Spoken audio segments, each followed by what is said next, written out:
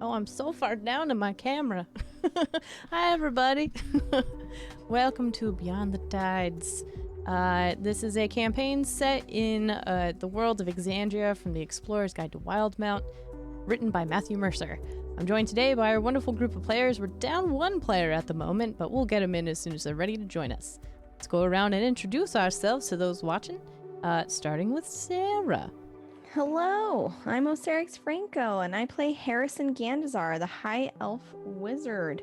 I'm very excited to be here, and you can find me on Twitch and Twitter at Oserix Franco. I'm going to pass it to my right on down the line. That's a Tyrant.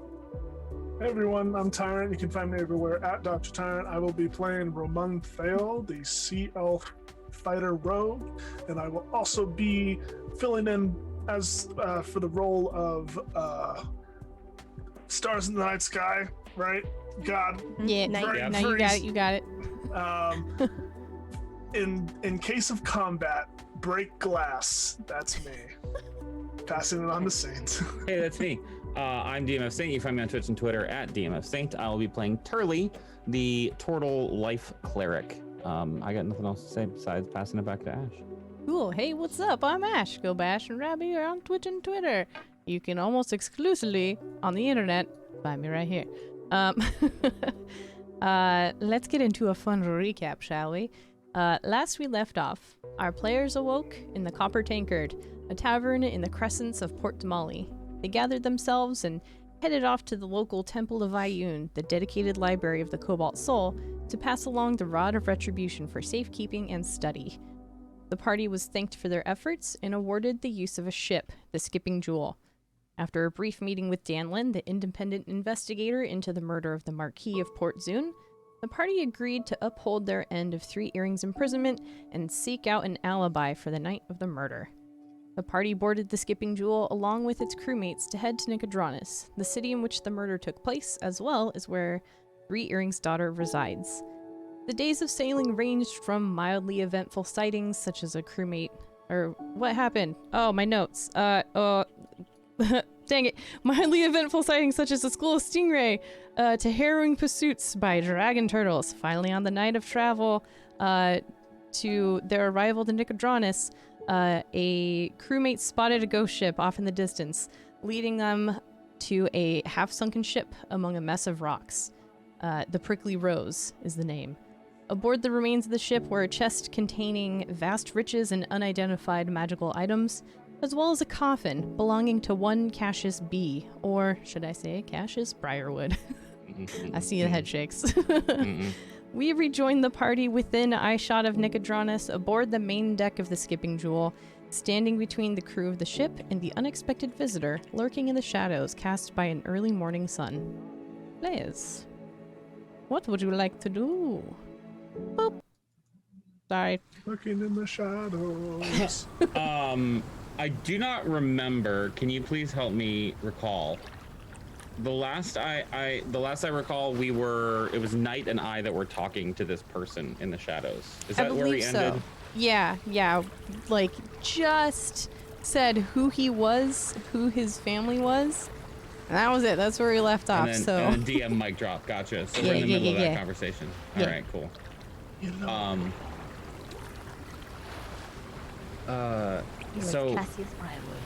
So listen for a second. I'm just curious.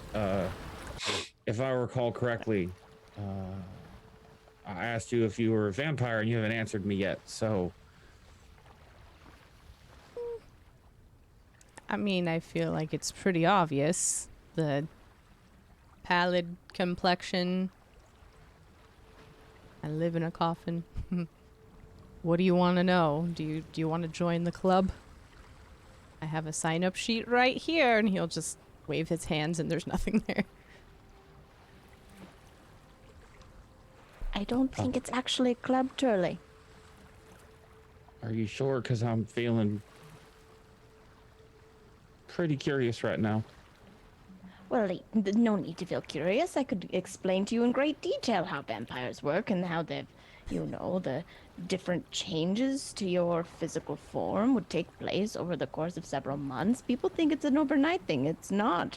Over the next 2 years, you'll see significant changes to your physiological form and your psychological form as you begin to see the people that you love as a source of food. Can be incredibly challenging for some. DM, as Harry is saying that, what is Cassius responding? He's still kind of hanging in the shadows cast beneath the stairs right next to the captain's quarters. He's just standing there leaning against the wall, kind of giggling to himself. I thought that I might be wrong. This might just be like a superstition or like a child story or something like that. But I thought that you couldn't be on running water. I'm not on water right now, am I? I mean, I guess not. I thought that's how that would work, though. Cassius Briarwood. Yes, at your service. How long have you been out?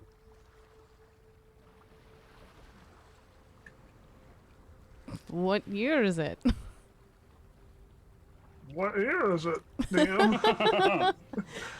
So I think I previously established that this ship went missing. Oh God, what did I say in my notes? I think it was like 100 years ago or something. 150, around 150 years ago. Thank you. So yeah, it's been about 150 years.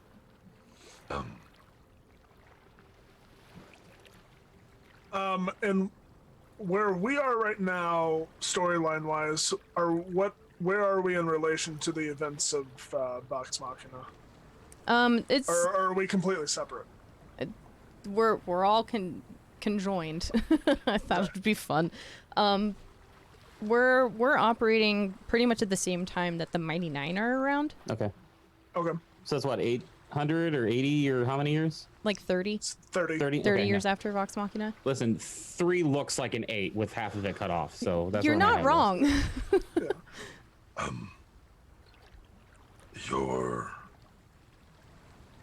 Your parents have been dead for the last 31 or so years. I mean, that's fairly accurate. We've been undead for about that time. No, you've been asleep for 150 years. I'm gonna need you to run that by me one more time, Sea Elf. Harry, is there like a hearing issue that happens when you get a vampire too, where you can't hear things? Well, I haven't heard of it, but it doesn't mean that it doesn't happen. I mean, there are many things that we don't understand. Do you actually know? We don't fully understand why ears are shaped the way that they are, because if it was about echolocation, there would be additional folds, but we can't really understand because it doesn't seem to trap the sound, and there are other ears that are shaped better, and I don't think that your ears change when you become a vampire, but it is possible. We could begin a hypothesis. I know some scholars would be very interested in knowing, and I could write them a letter and we could find out. And what was Sir, you talk too much, fine sir. I understand just by our brief meeting here you to be a fairly well-read individual, but my God, it's word vomit. knowledge is power, and the one with the most knowledge has the most power. And if my words might be able to grant upon my fellows any modicum of an advantage, I would happily do so.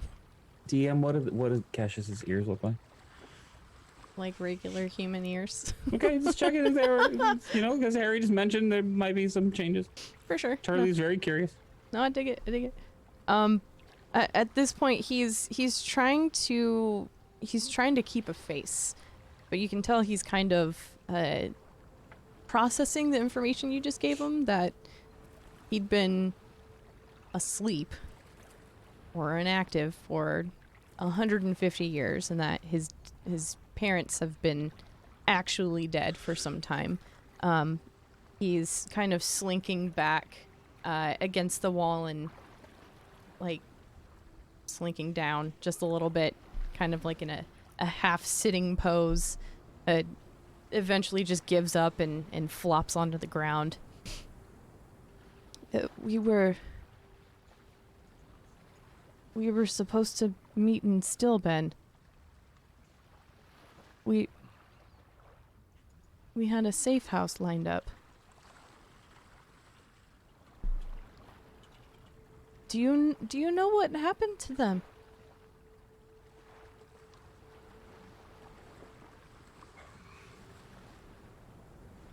Well, they took over a prominent town, killing the local leadership, supplanting themselves as the lords there, and then a number of years later, one of the heirs of that township that survived returned with an adventuring party and took the town back.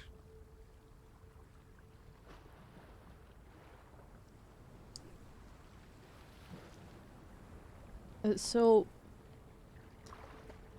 you mean to tell me that my family was driven to power and murder, and they were brought to justice for their crimes?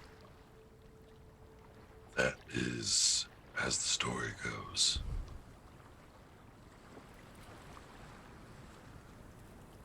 I'm sure you can see how overwhelming this must be to someone. And before you ask about all this, I didn't ask for this. It was just what my family wanted of me.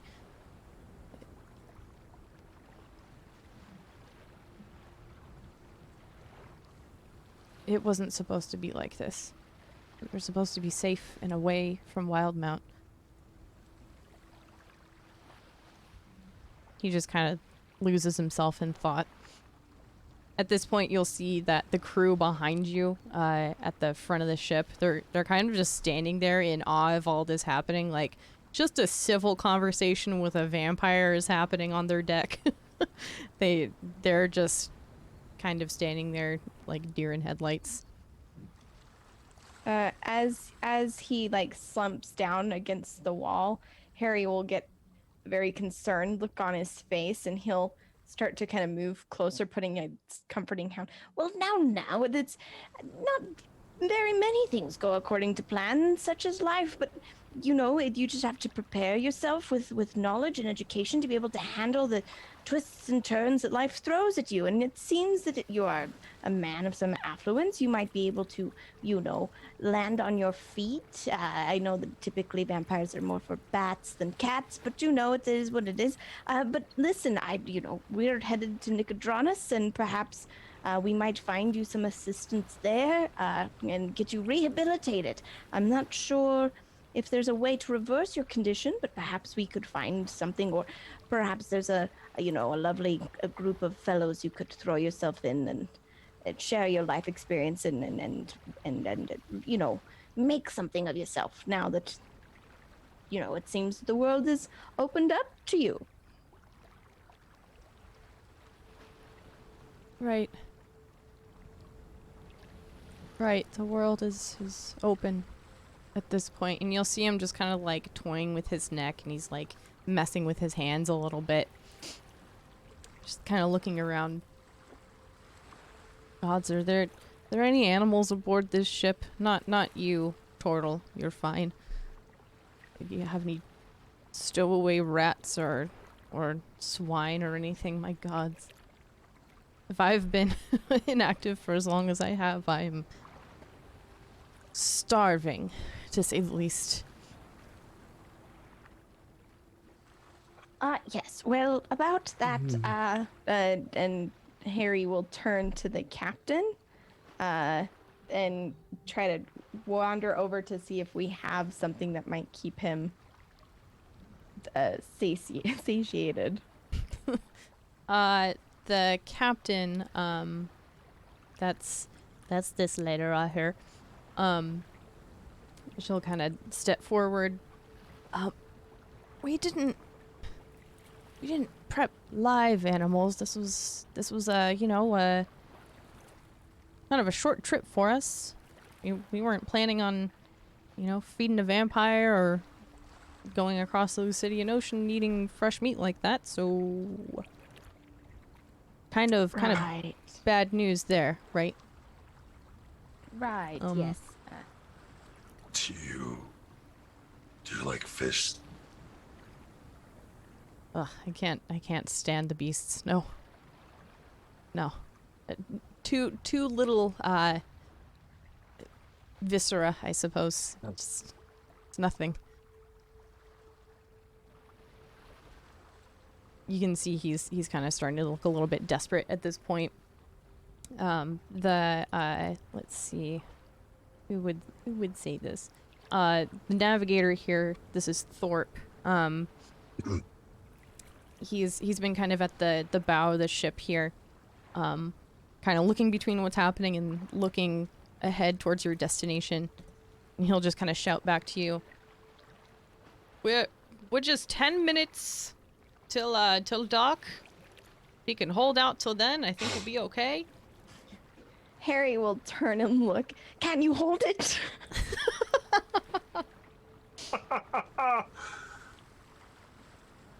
It just 10 minutes feels like another 150 years at this point. Can anyone lend me anything? I promise, gods, I promise I won't go too far, but I need something. It would be really better if you could just hold it. Just 10 minutes. There's some kind of dance. Can you make a persuasion check for me? Do you have a blood drinking dance? You know, Guys, just I like, have a -1 to persuasion. It's mostly induced by anxiety. Oh, a 16. That's not bad. That's pretty good. You'll see Cassius just kind hold your of teeth. just hold your teeth. You'll see Cassius just kind of continue to wring his hands a little bit, and once you say, is there a dance that you can do? He'll kind of just look at you.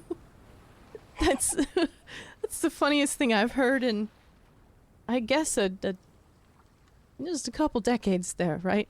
Oh, I was quite serious, but yes, very funny. No dance. No dance. No, we're gonna, I think I'll be okay. Just stay away, okay? And he'll just go slump into the corner, behind the stairs and try and hide himself away.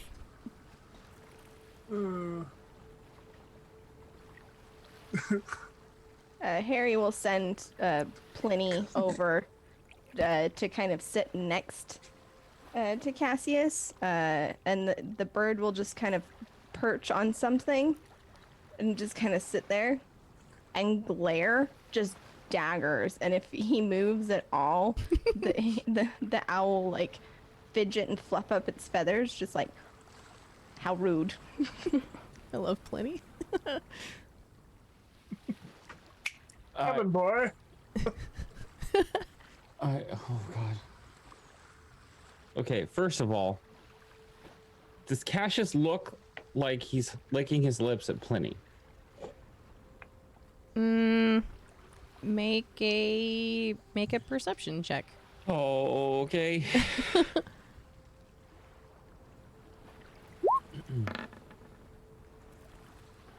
21. Very good. Yeah, I mean, even though he is in the corner facing the wall of the ship, beneath the stairs, amongst the shadows, you can kind of see that he is looking at Plenty, but it was only for a split second until he realized that it wasn't a true creature. Just a flash of recognition of, my god's an animal, and then nothing. Yes. So can I roll that perception check into, does he look like he's gonna make it 10 minutes? He's not looking great. This dude's been in a coffin underwater for 150 years. With no source of nutrition there. So he's looking pretty squalid. Not great. I feel like that didn't exactly answer my question. Turley will come close to Cassius, but not too close. Still at a respectful distance. He'll kind of hobble over. Okay. Yeah. Hey, Cassius, I can't help but tell you're kind of hungry. What's gonna happen when we get to the dock? Are you just gonna tear into the first man shank you see? I'm going to try my best not to.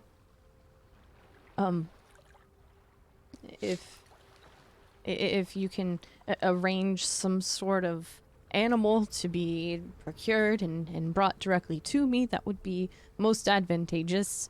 I would be able to satisfy the craving. Or if you know of any livestock in the area that might be able to be purchased, he'll just kind of look around.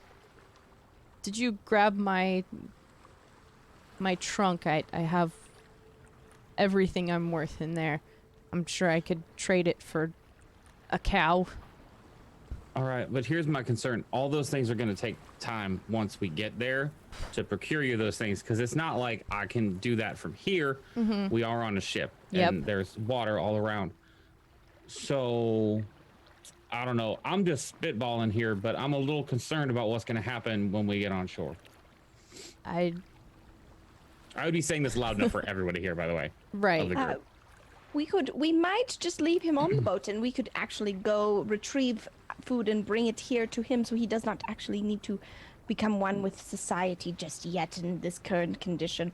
Or I did notice we had a lot of crates, a lot of ropes. We could build some kind of suit that kept people a safe distance from him, so he could safely wander around the streets, and it would be kind of like a bumper, if you will, to maintain a safe social distance. So even if anyone got close to him, they wouldn't get close enough to be in any real danger. I really like where your head's at, Harry, but we're just going to put a pin in that for now and use that as a backup plan, if that's okay. We would definitely need nails. I don't think pins would be strong enough. Yeah, no, you're probably right. Nails will probably be better. I mean, here's the thing, Cassius. I don't feel comfortable with you coming off the boat. I think Harry's right. I think you need to stay on the boat. And it's totally fair. DM, what time is it of the day? It's very early. Like, it's just past dawn. Oh, fantastic. That's exactly what I wanted to hear. So here's the thing. Cassius. Is the sunlight thing true about vampires? Oh, yes, it's very true. Okay. Thank you. Well, scholarly one. Yes, he's correct. Listen, I'm kind of a shower, not a teller. Can you just like put your hand in the sun so I can see what happens? Just like a touch. I just want to be sure. Just a little sizzle. God, it's all barbaric, and he'll just kind of look away and stick his arm out of the shadows, and you can see his hand just kind of starting to sizzle. Yeah, the second it does, I hit it back with my stick. So not hit it, but like push it back with my stick so that it's out of the sun. Ugh, all right, so here's the thing. You're gonna stay on the boat, and that sun's gonna keep you on the boat. We're gonna make sure that you don't get off the boat, and we're gonna go get you some food when we get to Nicodranus, I guess. Okay. would Well, be it's ideal. nice talking to you. Harry's gonna watch this, like the sun, and do some quick math to figure out how long the shadow's actually gonna exist to keep him like safe under the deck. And GM, I'll leave that to your do we have like how much time do we have to get food and bring it back, would you say? Let's see. The dock that you guys would be pulling into was among the western port of the city. So the ship would basically be facing directly east towards the sun. So he would not be able to stay on the main deck. He would need to go below deck somewhere. So if you can get him below deck, then you essentially have unlimited time. Understanding that, Harry will start muttering to himself, and like pull out just the most incredible bright blue umbrella that he will then pop up, and as he does and kind of shakes it, there'll be like some little like magic sparkles that kind of fall out of it, and he'll keep shaking. Oh, sorry, it was a party last time, and as the little glitters kind of fall out, and he'll hold it back up.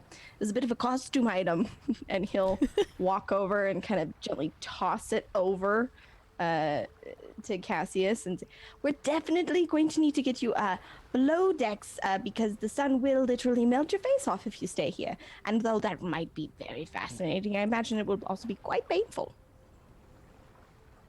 That's, wow, I appreciate it.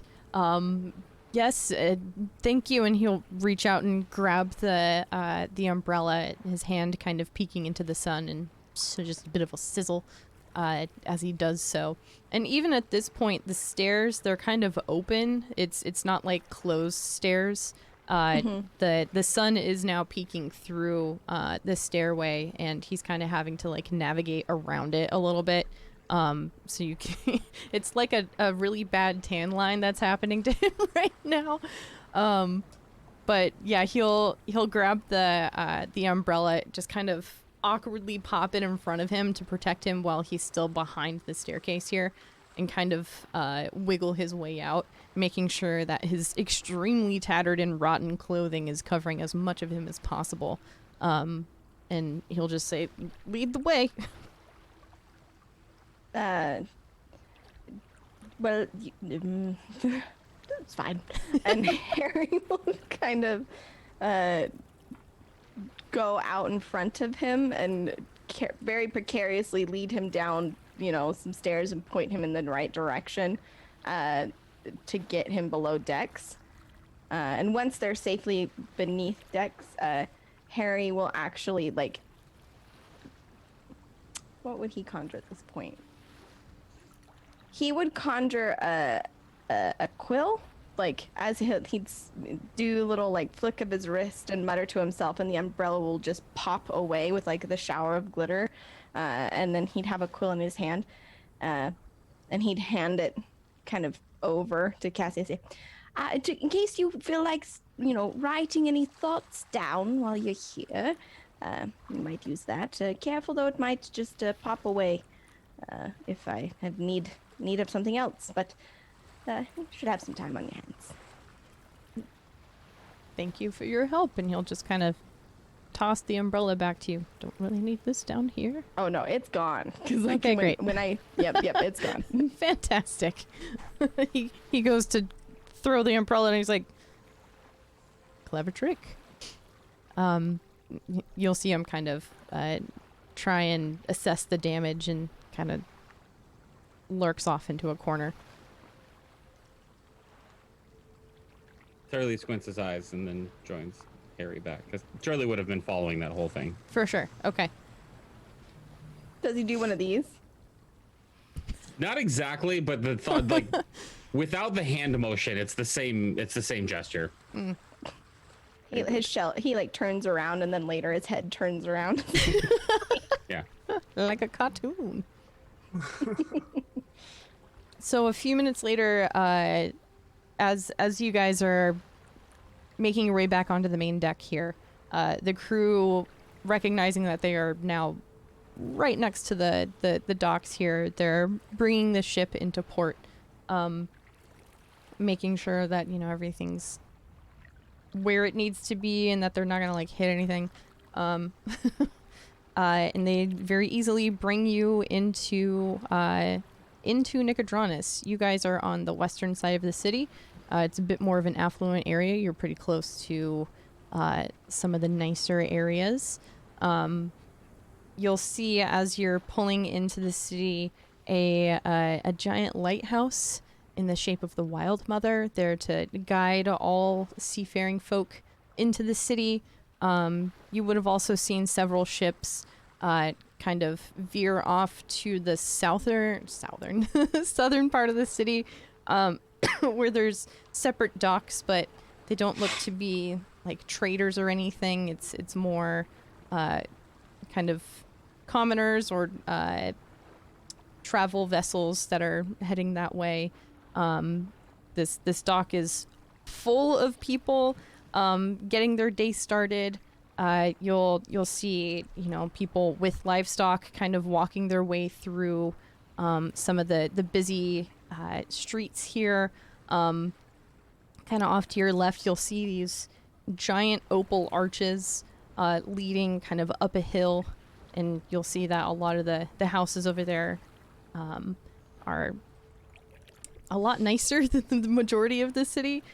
You'll see a very tall, very skinny tower not too far from where you guys are. And then from there, it's mostly kind of like a big open bazaar with, you know, people setting up their vendors and shops for the day. People screaming like, hey, come get your fish here, or fresh eggs over here. Like, people going about their day. Before we leave the ship, Turley would talk to the captain and make sure that everybody knows to stay above deck while we're out procuring something to eat for this person to munch on. Very good.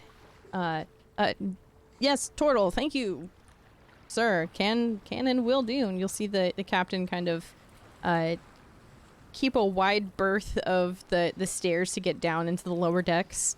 Her crew kind of keeping the same distance as well, while like skirting around trying to get to the areas that they need to in order to maintain the ship properly. They're all pretty terrified at this point. So, first order of business, get food for our new friend there, and then look in on Three Earrings' daughter. Does that sound about right? Yes, I would. That sounds pleasant to me, Roman. All right, then. I agree. Do we want to get acquainted with the Nicodranus? Charlie, have you been here before? I passed through here once, but it was a very short stay. We were just coming in to get some more supplies on the ship I was on our way to Port Damali. So unfortunately, I can't be the one to be your guide here.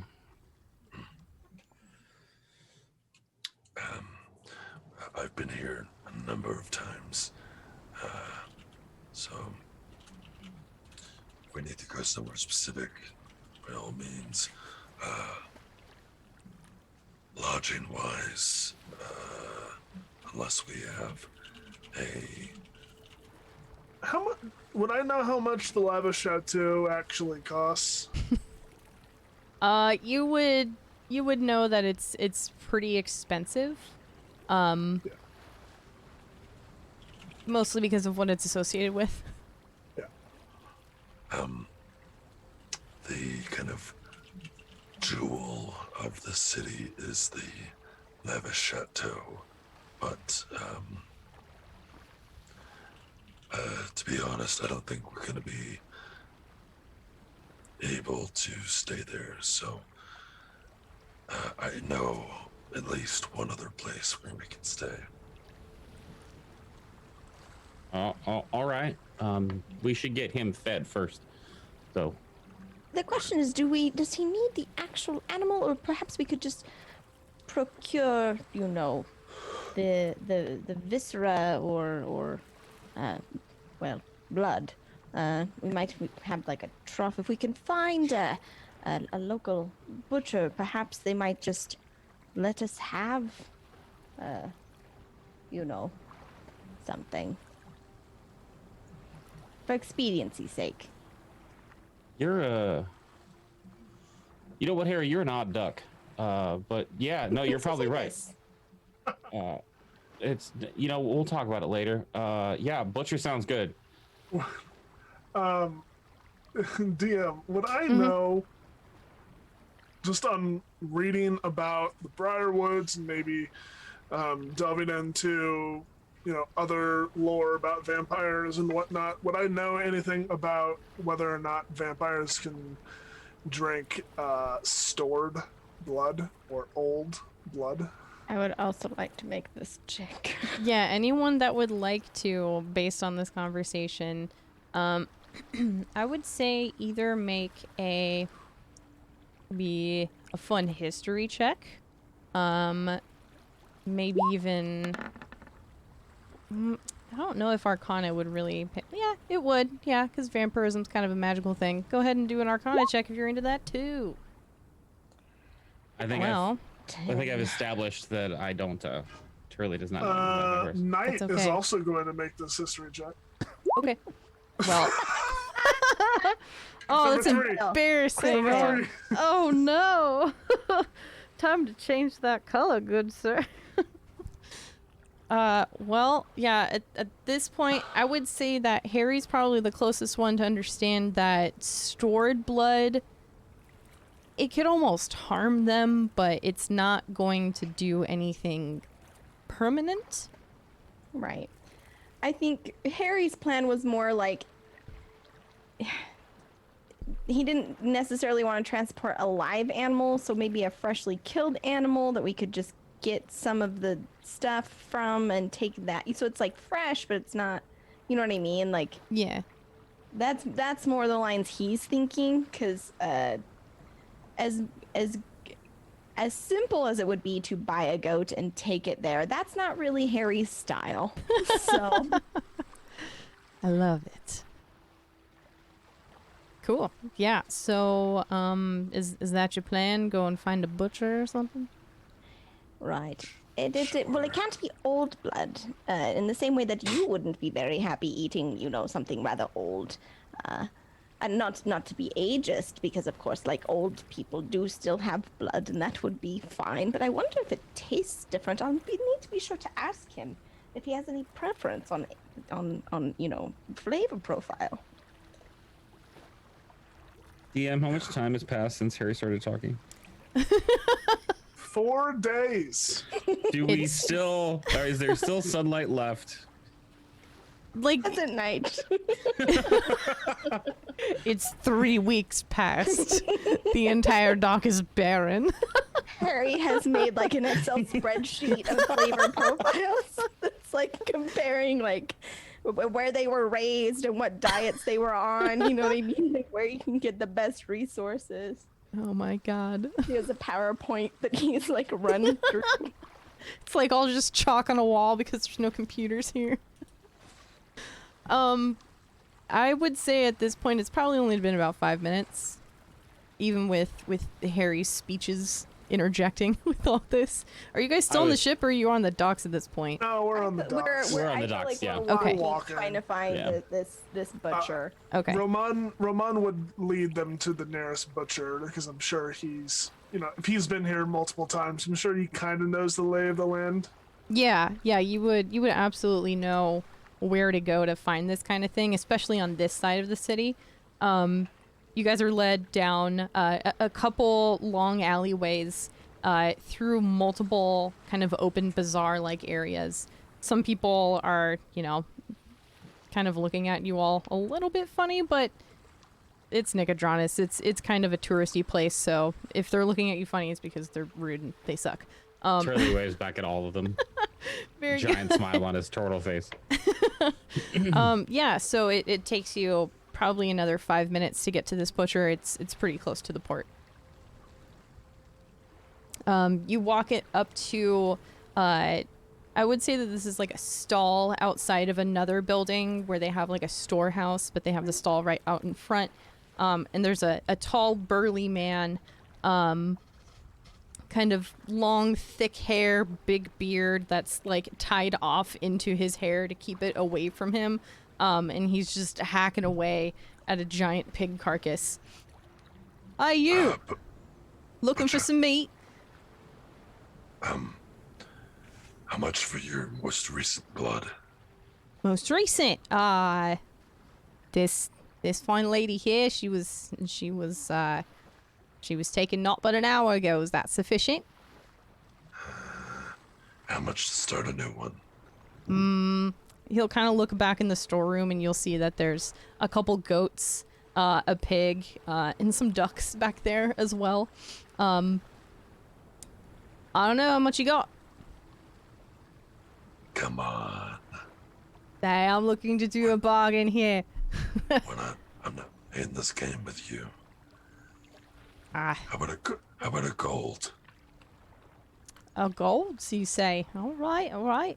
That's I could do a gold. What's your preference? We got some nice mallards over here. We've got a couple brown spotted goats over here as well. What's neat? A goat is fine. Looking to have a feast, are Harry's you? mentally checking his chart to try and figure out which one would be the best option. But he's kind of muttering to himself in a corner. He's just got like the math symbols floating around his head. Perfect. Okay, yeah. So, go ahead, Roman. I'll throw in 2. Can you butcher the rest of the goat, and I'll come back later. Why, you're gonna I can't even tell you how much that would help me out. Yes, I can store it for you. I've got some cold storage about there. No problem. Whatever you need. And he'll just head into the back, grabbing his giant butcher knife, and you hear kind of a loud shriek. What? And you'll hear him screaming from the back. What do you need brought out right now? The Just head. the blood. Just what? Okay. Let me find a container. I guess. I can help with that. Harry will again kind of mutter to himself, and there will be a glass bottle, but it's going to be shaped like a skull. Cool. It'll be kind of like this massive container, and he'll be like, "Oh, well, didn't quite get the eye sockets right, but this should work." And we'll hand it over. It's got like just a large opening to funnel the blood into. I'm picturing Dan Aykroyd's like diamond processed vodka. Yes. Perfect. All right. Very good.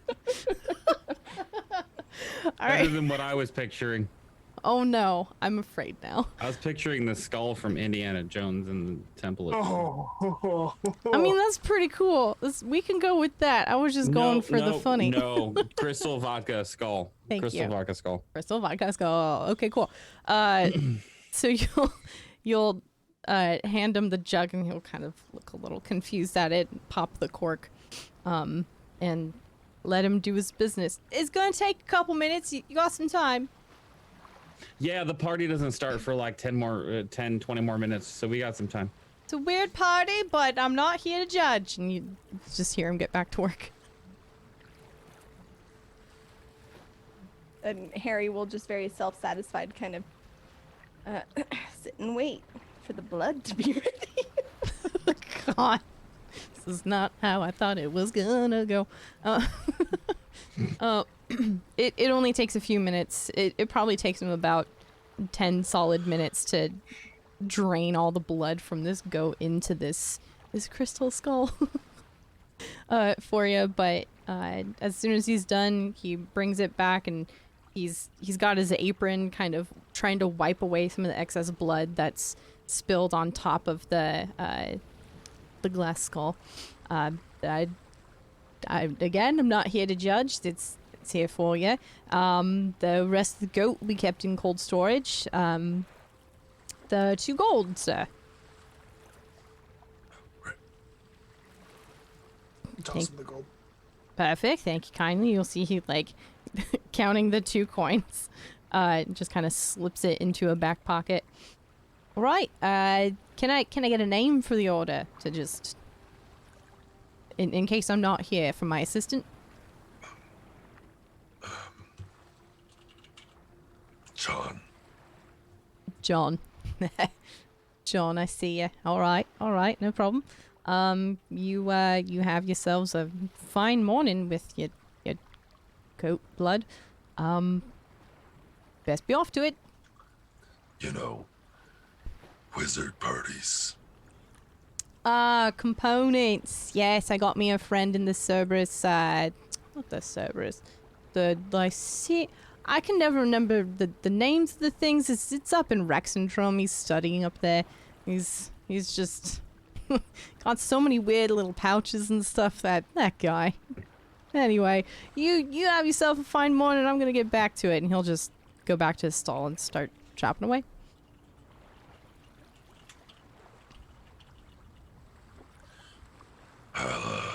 This way. Yes, we should hurry because that will only last an hour unless we want that everywhere. We should get that back quickly. Would you guys say that you guys are trying to move at a slightly faster than normal pace at this point? Yes. Yeah, trying to rush this back. Harry is aware that that skull's gonna bippity boppity boo at some point, and would rather not have a carry incident on our hands. Oh no! And is Harry the one carrying the crystal skull? No.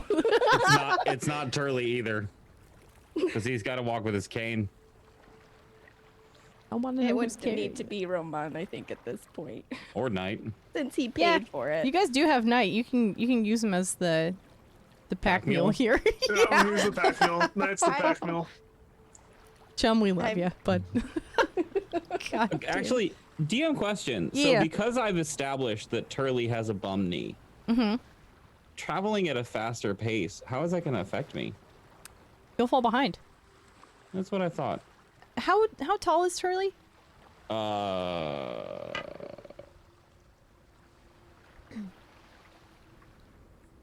Fuck is this? Extras. No, it's not extras. Where is it under here? Notes? No. I can never remember where this is on Beyond or D&D Beyond. In description teachers, or somewhere? description, yeah, description. Oh yeah, that would make sense, wouldn't it? He's 5'11", 5'11". Oh, 522 pounds. Jesus, turtle. We like to call him rotund. He's thick. That's one thick boy. Okay, yeah. So I would say that with Turley's height, he could certainly see over the majority of the crowd. There's still some taller people moving through it, and people with like baskets on top of their head, or kind of like the city guard that's moving through. They've got kind of their like scepters and crazy ass hats and shit. So you could certainly keep up as far as sight line, but you might fall back in terms Sure. of Yeah. that's what I actual pacing there. I wanna make a roll for this. I just don't know what it would be. Can you just make a dex roll for me? thought. Me? Yeah. One thing, if Roman sees Turley falling behind, he will at least try to keep an active eye on him. Okay. Not necessarily like stopping and waiting for him, but he wants to make sure that Turley's okay. Especially considering we've been in areas where he hasn't. Oh, been. bud. Oh my god. It didn't need to be a dex save, so if you want to do like an actual dex roll, that's fine. You can re-roll that because it's not a save. I mean, it's a 1. I'll just take the roll that it was. Okay. Yeah, I would say that, it being fairly early morning, having confronted a vampire, Turley's a little freaked out about this. Seeing a goat bled out, and then trying to rush back to feed this vampire, it's all kind of wearing on him, and it's like 6:30 a.m. So you're you're having a bit of a hard time keeping up with the group. You would see Roman turn around and kind of keep eyes with you. I want to say at this point, Knight is pretty... I think he would try and get back as soon as possible, knowing that, you know, at least someone would know how to get you back to the docks in the event that you fell behind. I feel like Charlie would get within sight of the boat and then find a place to sit down. Oh, that's okay. If you want to do that, that's fine. Yeah. Just people watching. Okay. Yeah, you find a nice bench there on the docks, kind of right up against a boathouse. There's dock workers moving here and there, and some of them kind of tripping over your staff a little bit. I know you would be very conscious to keep that out of the way, but it's pretty packed quarters here. But I'd also be pretty conscious of whether or not that bench can hold my weight. Yeah, I would say it would. It's fairly reinforced. Just making sure. I want to say the bench is also like, it's a fairly long bench, but there's you and there's like a couple crates stacked on top of it. So when people aren't sitting on it, they're using it for storage. So you're good. Who's going back to the ship? Harry will be he'll be near Night, checking to make sure that, you know, almost kind of like with his hands held out in case that skull like disappears. They've got an hour, but like I think he's just being overly cautious, but that he can then like conjure something to try and like salvage. And so, and he'll just be again yapping Knight's ear off about, you know, the magic of this is actually very fascinating, and you have to take into account volume, which if you know how to account for that. How was your schooling like, Knight? As he just kind of continues to go aboard. Knight will very slowly but obviously pick up his pace and try to outpace Harrison. Very good. He cannot do it. I mean, he can. He's a monk. He absolutely can. So at this point, is it just Harry and Knight that are heading back up there, or is Roman joining them as well? Roman will see, because he's been keeping an eye on Turley. We'll see Turley go and sit on that bench and kind of stop at the gangplank, and we'll turn back around and start walking towards Turley. Okay. So whatever you want to do first. I feel like the more urgent thing is the blood. I guess. Okay, yeah. So Knight and Harry make their way back onto the boat. The crew is still staying as far away as they can from the lower decks, not even going near the stairs. And do you guys go down to find Cassius? Yeah. Harry would call out, Cassius, we have procured sustenance for your body. We were made sure that it was fresh. I wasn't sure about the flavor profile. I imagine this would probably be a little smoky, but I don't really know. I'd be very curious to hear your thoughts as they bring down the skull full of blood. Yeah, so you guys go down into the lower decks, where you'll see, you know, the place that you bunked, and just behind the stairs it's kind of like a storage area where the chest was being kept. The coffin was like the very far down deck of the ship. And you'll see him kind of just like poking around, kind of nervously. You see him shaking a little bit. Oh, wow, that's quite the vessel you have there. I didn't know that was your thing. It's not really my thing. It just, you know, sometimes when you're trying to conjure things and you have, you know, death on the brain, it comes through in the magic, and it can be difficult to try and, you know, get it out. But also, I tried to use it for my anatomical purposes, try to practice. It's been some time since I've gone through and drawn a diagram, so I saw this as, you know what, we're talking a lot here. Do you have some?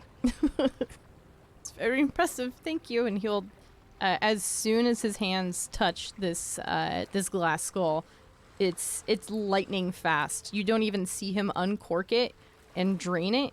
it's just empty within a matter of seconds. And there's a bit of a dribble of blood going down the side of his mouth. You see him just kind of burp a little bit with how quickly he consumed this. Wow, I kind of forgot what that was like. Thank you. And How are you feeling, young hand man? it back. It's gonna take a minute, but I think I'll be okay. Definitely. Can you taste what the goat ate? And he'll like wipe it back up into his mouth. I believe it was on the coastline. I think it had some blueberries thrown into its feed. Kind of strange crabgrass. Ugh, kind of a sour taste. Interesting. Truly fascinating. But do you feel that you are no longer a danger to society if we were able to, take you from this boat? For now, yes. Sir, I can't thank you enough for your help. I've spent my few minutes down here attempting to process what's happened, and I am still in a bit of shock, as you can understand. Hearing that her whole family, all 2 of them, are all gone. It'll take some time to come to terms with. I think I will hopefully be okay. I will need to feed again very soon. That's gonna be enough to get me out of this ship and into civilization, but I need to get away. We've actually arranged, there is the shop in which we procured this has an additional goat in its stores for you that I think we might be able to procure. Ty's face. That's my goat. Just giving my goat away? Maybe, I don't know. Did you have a use for the blood? Did you have a use for the goat's blood? I just assumed, and Harry would have assumed as well. That was the goat's blood. The meat was for us. Oh, yeah, Harry didn't care about it. Plus, is the meat left over from the goat gonna actually sustain this vampire? I'm not there. I'm sorry. Yeah, I don't know. I don't know. I don't know. Harry's just trying to be a real chill dude. But he'll put out his hand to Cassius, and like with the other hand kind of held out in that elder sort of comforting way. Mm-hmm. You know what I mean? Yeah. And take his hand and shake it firmly and say, "Now I know that it's been rather dark for you, what with being in a coffin, but the future is bright, young man. You only have to, make something of yourself. Get an education. Use your mind to better humanity or, the world at large. Do you have any plans? Anywhere that you'll be going?" I could follow in my family's footsteps and continue on to Taldore. I could see if our estate is still being kept in Western Wynandir. Like it was mentioned, the sky's the limit, I suppose. As he's saying all of this, Sarah the player is not familiar with these words. Yeah. But Harry would be. I would assume. Mm-hmm. We actually established that he is from Whitestone. Cool. But, yeah. So, as they're saying this, what would be going through Harry's mind?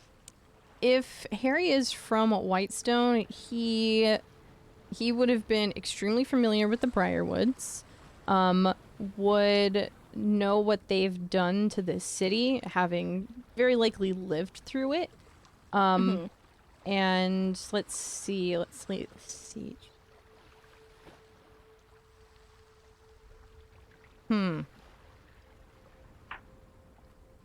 Yeah, you would, I think, man, I kind of forgot that it was established that Harry was from there.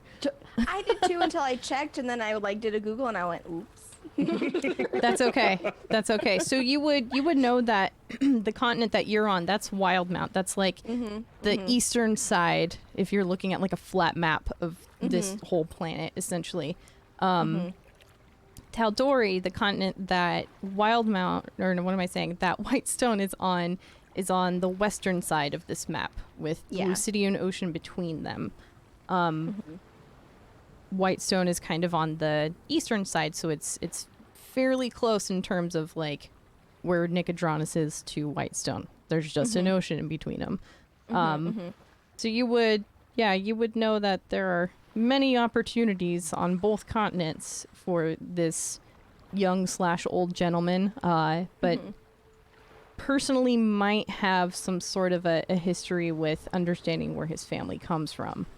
Right. And I think, like, as he starts rattling things off, maybe trying to rely on old familial relationships, Harry's brow would furrow a little bit, and he'd just look at him. Now listen, it has been some time, and in time you will learn things about the way that the world is and how it is different than you remember. And some of those things will be very hard to learn. This is the curse of age. You need to separate yourself from the life that you thought you had. That is no longer there. You need to leave that behind you. In this coffin, and he'll like gesture to, you know, what's there. And step out a new man. Can you do that, Cassius? I've done it before. I think I could do it again. I can't express to you how much this means to me.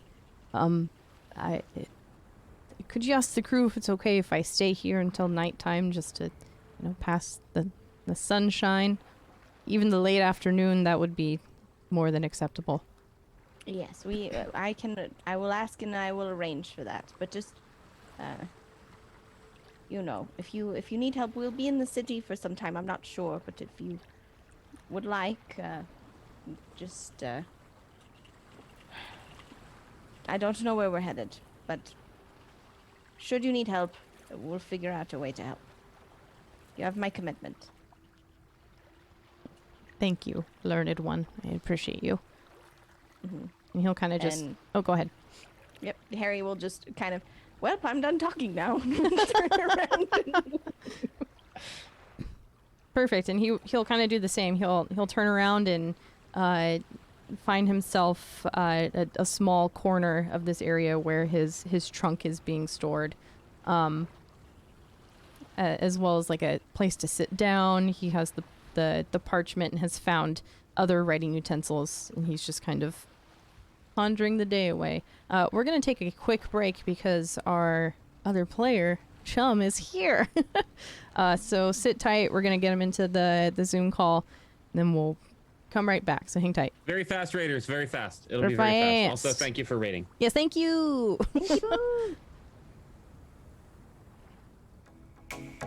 Ote, get this kid in here. Yeah, Ty, I was reading that when we were on the Zoom call, when we were like getting in, and I was like, oopsies. I don't think I knew that you were from what.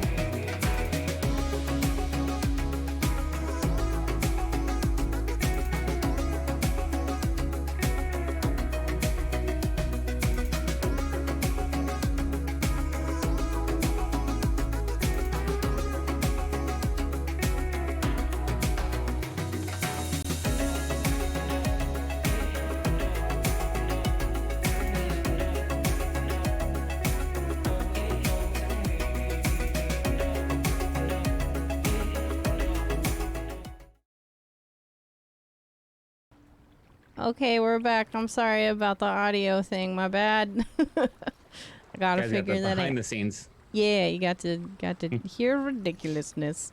Anyway, we got Chum in here now. Yay. Welcome, Chum. Cool. So we've caught up night as far as what's going on. At this point, it's still fairly early in the morning. It's probably around 7 a.m. at this point. You guys have just pulled into Nicodranus. You have bled a goat into a crystal skull to feed to a vampire on the ship that you've borrowed from the Cobalt Soul. So how's your morning going? It's quite a lot. So at this point, the day's kind of yours. Whatever you guys want to do. What's up with the finger guns here, bud? Really quick, can I have that moment with Turley? Please do. So Charlie's just sitting there rubbing his leg, looking around. as Harrison and Knight go and deliver the sanguine liquid, Roman will stop at the gangplank and look back at his traveling companion, and will just falter for a second and then head back over to Turley. Turley, I'll pull you guys over here. are you okay? Yeah, it's just it's been a morning, and my old knee here couldn't keep up with you guys. That's all. Just had to take a little rest. I understand. Roman will go ahead and sit down next to Turley, just kind of putting his arms behind him, palms, and just kind of leaning against the bench. It's an odd circumstance we find ourselves in. Oh no, I broke everything. Yeah, you can Didn't mean say to. that again. Hang on, god damn it, I'm the freaking worst. I happened? swear to God, I accidentally clicked out of Zoom and it like removed all of our video. Hang tight. What if I do this? Nope. Fuck. What did I do? Hang on, let's go to another break because I'm the worst. Shit.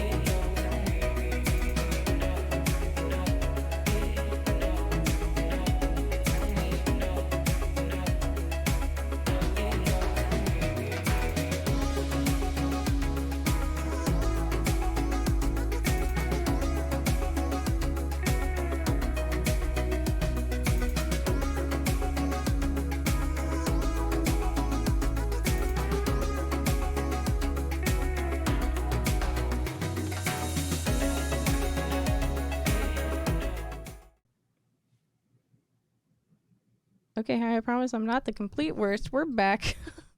God. Yatta! Yatta! We here. Music stopped playing. Go through the playlist. Ah. Alright, so we are hanging out at the docks in Nicodranas. Roman and Turley are chatting. What are you guys doing?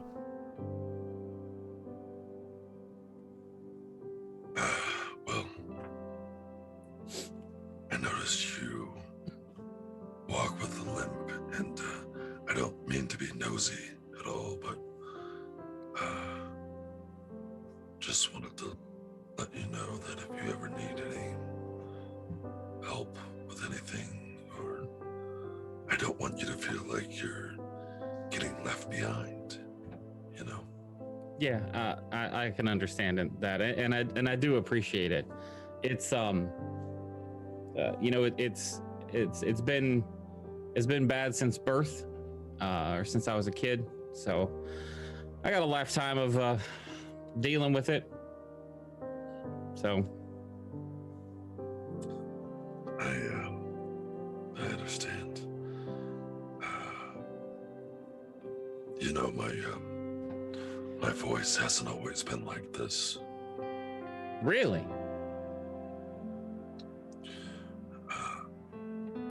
Just another parting gift of the Blank King. well, is it something that you can? I mean, I don't know if you want it or not, but is it something that you can kind of reverse, like a process or something like that? I don't know. Outside magical means, probably not. But I also don't know.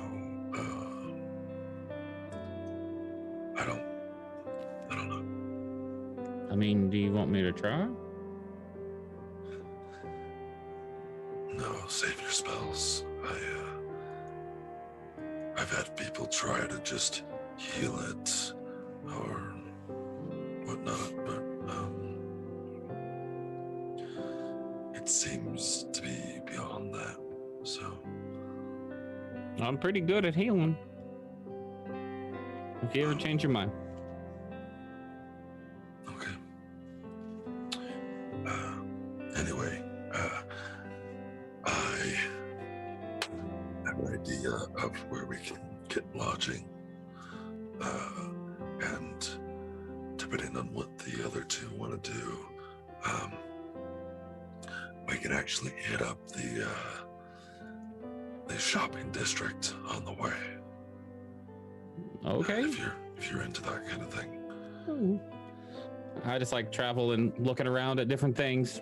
I'll probably do mostly window shopping if we go there, but that's fun. I enjoy that. I mean, at some point, we're gonna have to figure out, divvy up the small fortune we found. So maybe we'll actually have some money to spend. Sure, yeah. I mean, yeah, we should probably figure the money out at some point. I'm not chomping at the bit to get it though, so don't do it on my account. Well, let's go see what's going on with the others. Yeah, I'm a little nervous that blood wasn't going to work out, so we should probably go check that out. My knee's feeling a little better. I can probably keep up now. Okay, let's go. So you guys rejoin the party?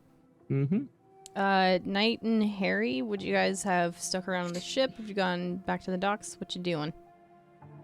Harry would have communicated to the captain Cassius's need to stay beneath decks and reassured her that he seemed, satiated for now, should be fine, and would have, kind of turned back to Knight and said, I think we gotta find to meet up with the rest of the party now, if you so like.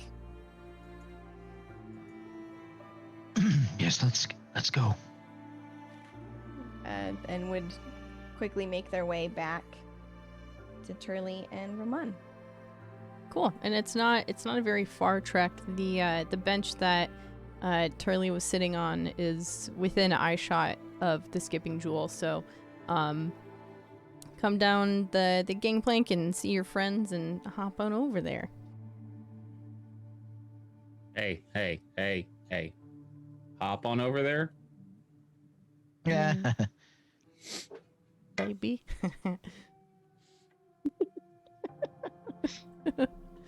Right, well, he seems rather taken care of at the moment, and I've tried to instill the hope for the future and brighter and better things than what is surely lurking in that young man's past.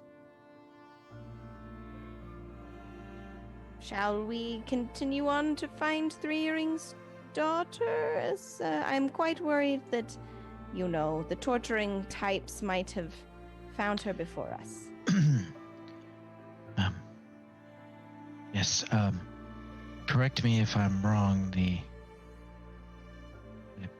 murder happened here, right? Not here, Yes. but in Nicodranus. Yes, that is my understanding. It occurred. Should probably check in with the archive here as well. See if they have any information. First to Three Earrings' daughter, though, of course. Yes, quite. And as per the conversation that Harry had with Three Earrings, she had given Harry directions on how to find her daughter.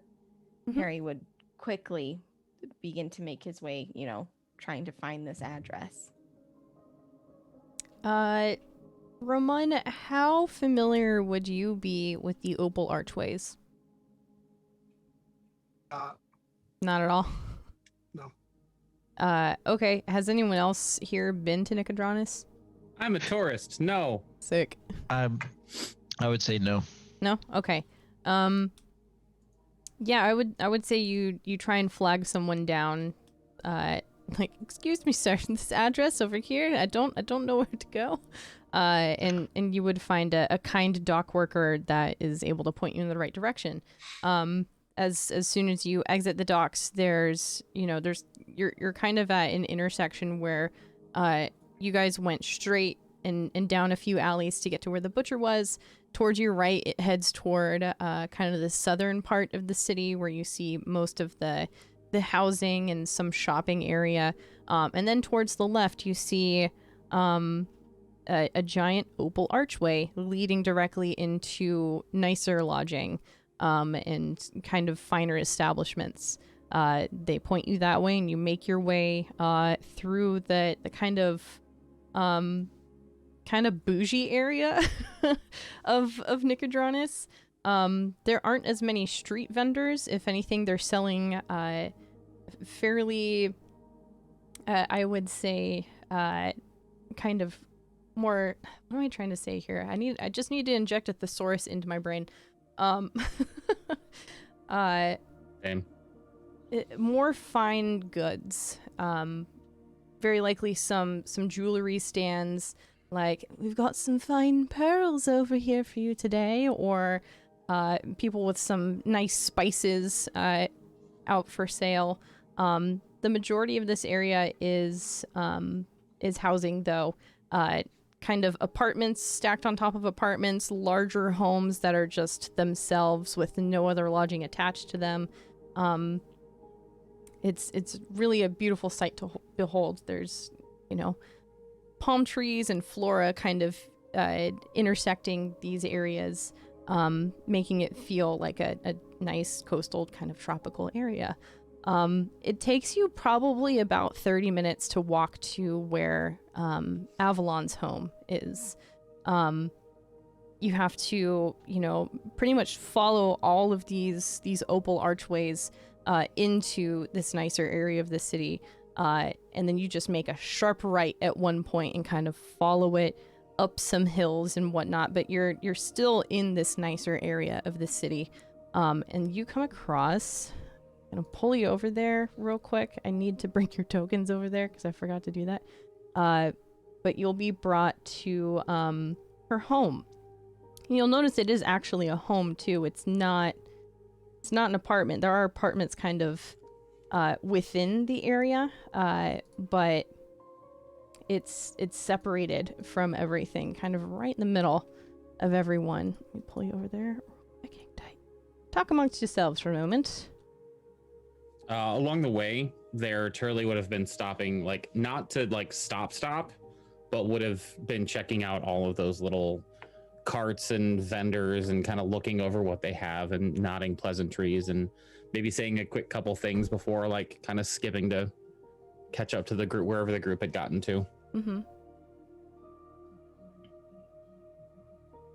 I think Harry would have, stopped as well and kind of looked if he saw anything interesting, like a strange animal or mineral or anything like that. He would just begin to say everything that he knew about that thing, and as if teaching a lesson on, yes, pearls, and like just There definitely would have been a moment where Turley was there kind of looking at something and Harry interjected, and Turley just like, and then without even saying anything, just turned and started walking away.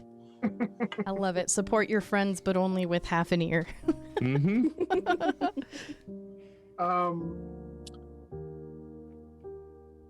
This is, so the way you described it, this is kind of like where the luxury niche merchants would be. Hmm.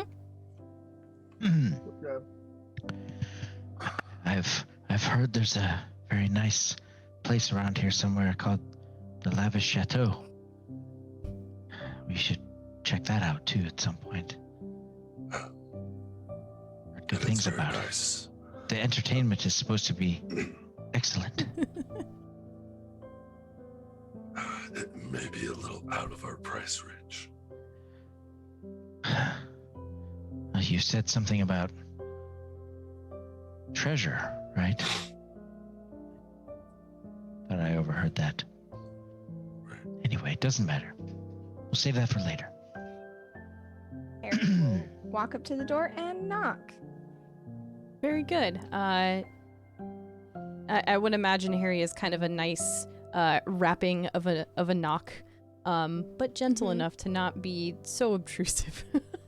Yes. After just a moment, you'll see a very fine looking tabaxi very gently open the door. She's her fur is kind of stark white. She does have kind of light striping kind of running through her fur. She's wearing really nice garb. Like she's got this stack of necklaces along her neck. The kind of the shawl that she has, it's draped and really flowy around her, and she's in this kind of nice dress. She's not wearing any shoes. She's home. She's comfortable. But she'll kind of open the door and say, "Yes, hello? Yes, are you Miss Avalon? Yes, that's I." Hello. My name is Harrison Gandazar, and he will give a well-rehearsed bow that's just the right amount of like deep, and it does not seem disingenuous in any way, shape, or form. And he'll stand to his full height and kind of, we were sent here to check on you. Might we come in? Are you here for my mother? We are here from your mother, you might say. Right. Please come in. And she'll step aside and pull the door open, and allow you all to come inside. Please, no shoes. I like to try and keep it as tidy as possible. I'm sorry, this is all very sudden. How can I help you? And as you guys walk in, you'll see a fairly modest but nicely decorated room. There is a grand piano right in the center with some nice seating just on the other side of it. You can see it all here on the cute little map. There's a table always set for two. There's a nice little kind of office area back here with some trinkets along the bookshelves. She's just kind of standing there meekly. Yes? Hello? Right. Gentlemen, might you introduce yourselves to Miss Avalon?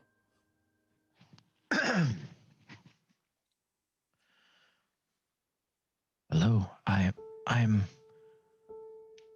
Stars in the Night Sky, but you may call me Night. Nice to meet you, Knight. And you? Turley looks up from looking at his feet that don't have shoes as he's wondering how he can get the dirt off the bottom of them. Same here. Yeah. And my name's Turley. It's a pleasure to meet you, ma'am. Nice to meet you as well. And you, sir. It's Roman. Hello, Roman. I'm sorry. You have the advantage in this situation. You say you know my mother? Yes, and Harrison's doing that like 1 foot jump as he's trying to like yank his boot off and kind of is muttering to himself as it just isn't quite getting. Well, your mother sent us to check on you. And pulls his boot off. Oh, I mean, I'm fine. Is she okay? This is. I must admit, this is the first time she's sent someone in her stead.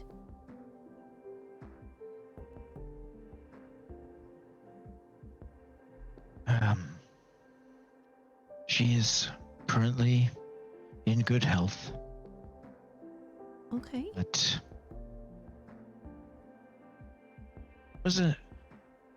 she is fine. We said we would check on you because she ran into some difficulties and could not come herself.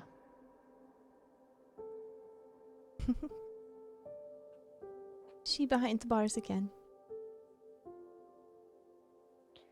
Well, unfortunately, but not for the reasons you might suspect, as he was trying to get that second boot off. I'm sorry. I always meant to put a chair here in the entrance, but I just. Oh, it's all right. It's quite all right. Avalon, Yes. your mother is under arrest for she's been accused of murdering the Marquis of Port Zoon. Murder? That's. My mother's line of profession is not. Is not the most. I'm sorry. This is all so much, and you say that she's all right. She's unharmed.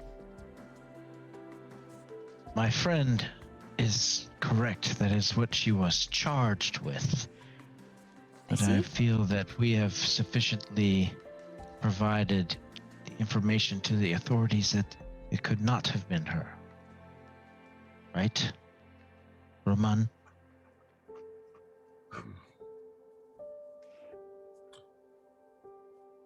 Yes. Is she still being held? I can't remember.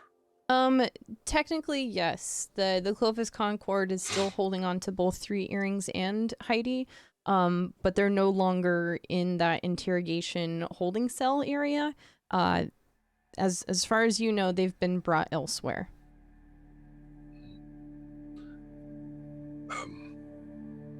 They are still being held for further questioning, but if you believe,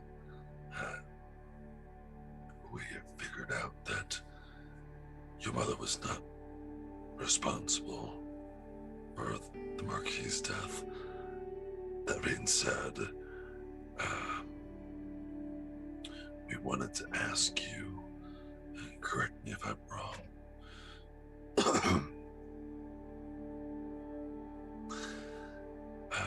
do you know anything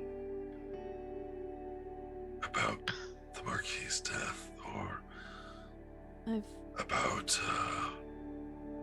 anyone that would want to see your mother out of the way.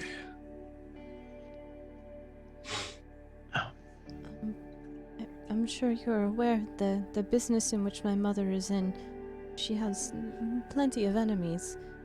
Though I would also like to think that she has many allies, like yourselves. If she sent you here, then she must trust you, especially to bring you here.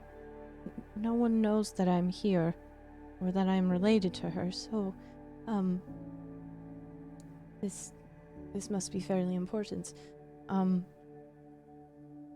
Please, come sit if you would like, and she'll guide you over to the seating, on this side of the room, and she'll just kind of sit down on a tiny little footstool, leaving open a couple chairs and a couch for you. Oh, no, miss, that will not do. And Harry will make sure that she sits in an actual chair. And he will escort. A lady should never give up her own comfort in her own home. Has Turley ever seen Harry cast prestidigitation? Has he? I'm asking Harry. Yes. That's all I need to know. Harry. Oh yes. Could you help out? And you would see Knight and I both looking at our feet. He would. All right, so we're just gonna stay over here right now. Sorry, I didn't mean to preempt. No, you're fine. He'd come over and mutter. I mean, I'm a cat, so I'm pretty fastidious. My feet aren't really that dirty, but come over and in a very sing-songy way, you know, and like there'll be a little bit of like shimmer, and your feet will kind of like, as like the dirt kind of explodes out and like falls down and away. And as he's doing that, Harry will notice that like his big toe has worked his way through his sock and be like, oh, did you mend it again? And he'll kind of carefully like reach down and fix his own sock before moving back to the seating area. Thank you. I thought that would tickle. Thank you. Oh, did you want it to tickle? You want the tickle service? I think I'm okay, Harry. I appreciate the offer, though. Let me know next time. It's just an extra step, but it's, you know, if that's what you're into. Whenever I'm in need of extra services, I will ask you, Harry. And as Shirley passes the chess set that's there, he will nod approvingly, and he will sit down on the ground on his shell for fear of breaking any of the furniture. I love Turley so much. He's so cute. Very good. So Avalon very properly folds herself into the chair, her hands on her lap, kind of adjusting her dress a little bit so it's a little bit more comfortable as she sits.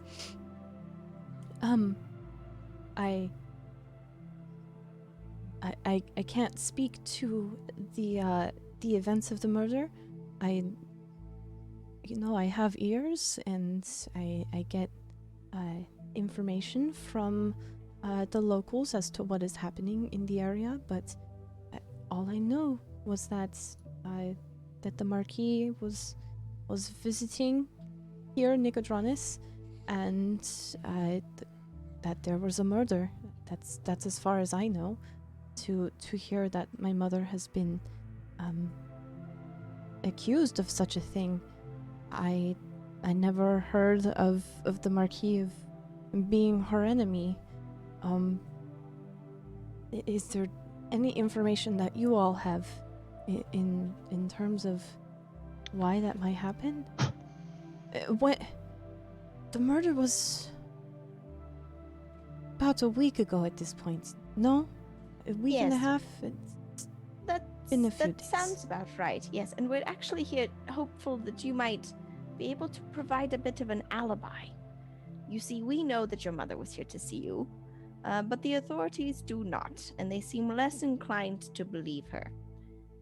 Could you help flesh out that evening and give us some sort of proof that your mother simply could not have been involved. Right. Yes, my mother was here. I do believe she was here to visit. She came by as she does, maybe about once a month or so, sometimes once every couple months, depending on her schedule. She helps, provides company. I am often alone here.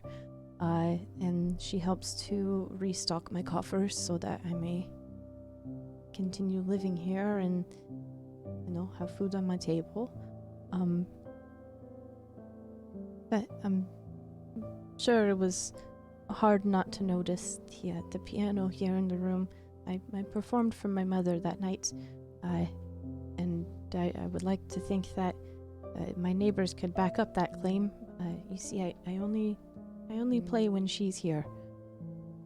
I practice in my mind and in the air quite a bit, but I've told her I will only play that when she's here. So there's that with my piano. We had dinner that evening. We spoke on the balcony upstairs. We stayed awake speaking about her travels and the goings on of the city, and I believe we retired fairly late at night, early in the morning. I don't think I would have checked my clock to see what time it would have been, but it would have been fairly late. She did leave fairly early that morning, the following morning, at dawn, to avoid being seen, as she does. She never stays for breakfast.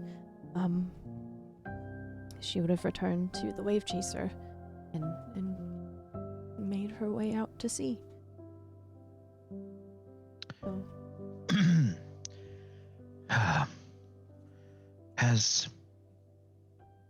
Has anyone come to visit you besides us since your mother left?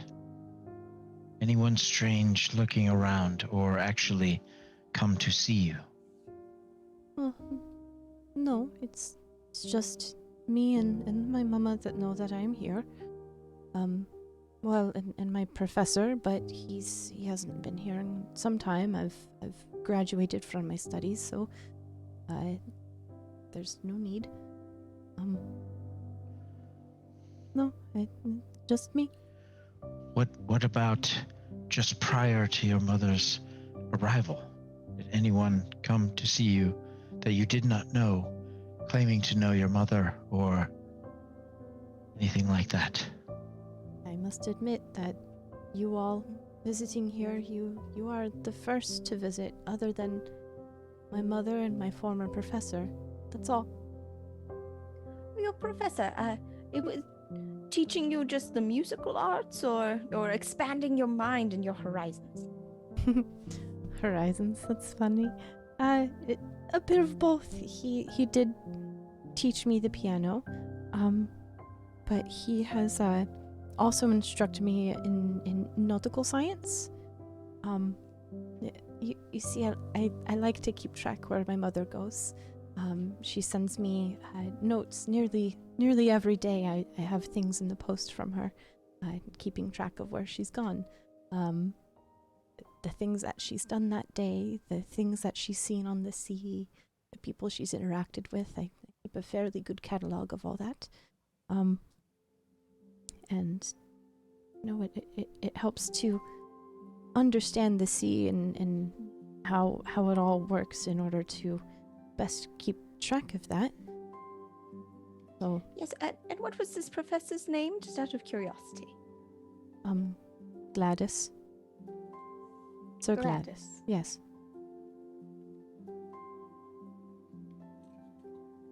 Can you spell Gladys? Yeah, Gladdus. Okay. Turley was terrified about cake.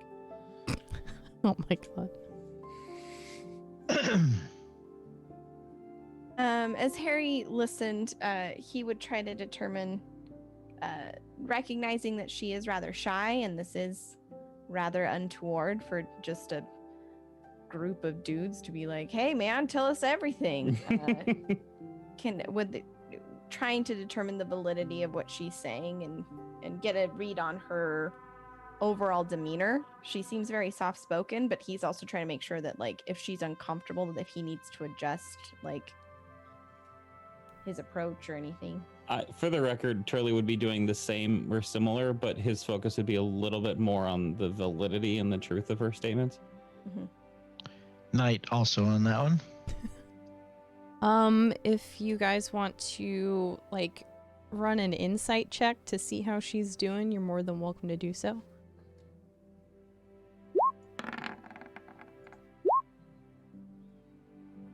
Ding. Ding, ding, ding. Dirty 20 for Turley. Nice, and an 18 for... 18 for Knight. Very good. You can see that, obviously, this is kind of a first for her. She seems, confident in herself. Especially hearing that you all are coming from her mother as the only other person really that knows that she's here. So she's okay, but a little fidgety, that's all.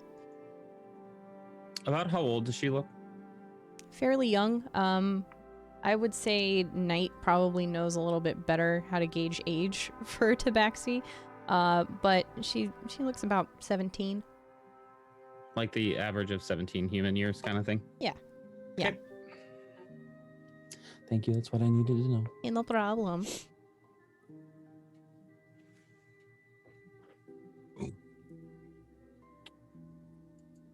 You mentioned that your neighbors might be able to vouch that your mother was here. Is there a particular piece that you play? Is that what it works? I can't imagine that you don't practice.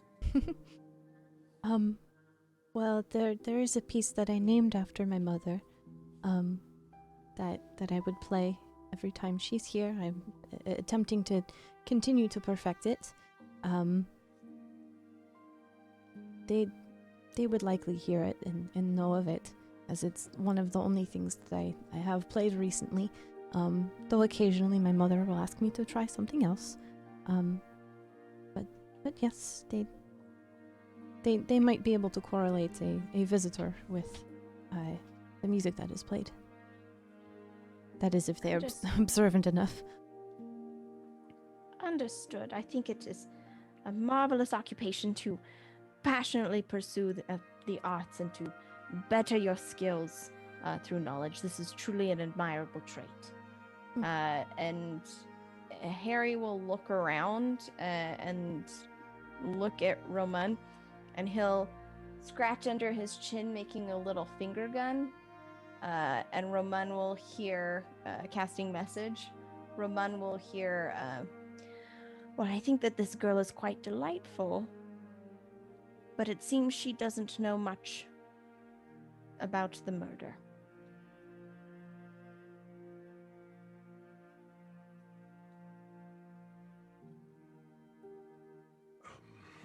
Avalon, thank you for telling us what you could.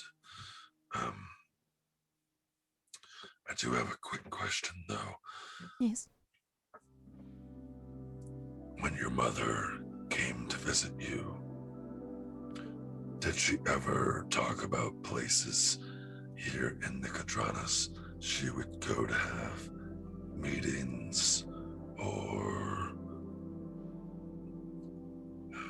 to congregate with people that she worked with? But do you have any idea where those places might be? And she'll kind of look at you inquisitively. Are you asking to verify the character of my mother, or are you looking for a place to stay? I believe that it was your mother's employer who set her up. And seeing as I'm not overly fond of said person either I would like to know if they have any operations here that you could direct us towards.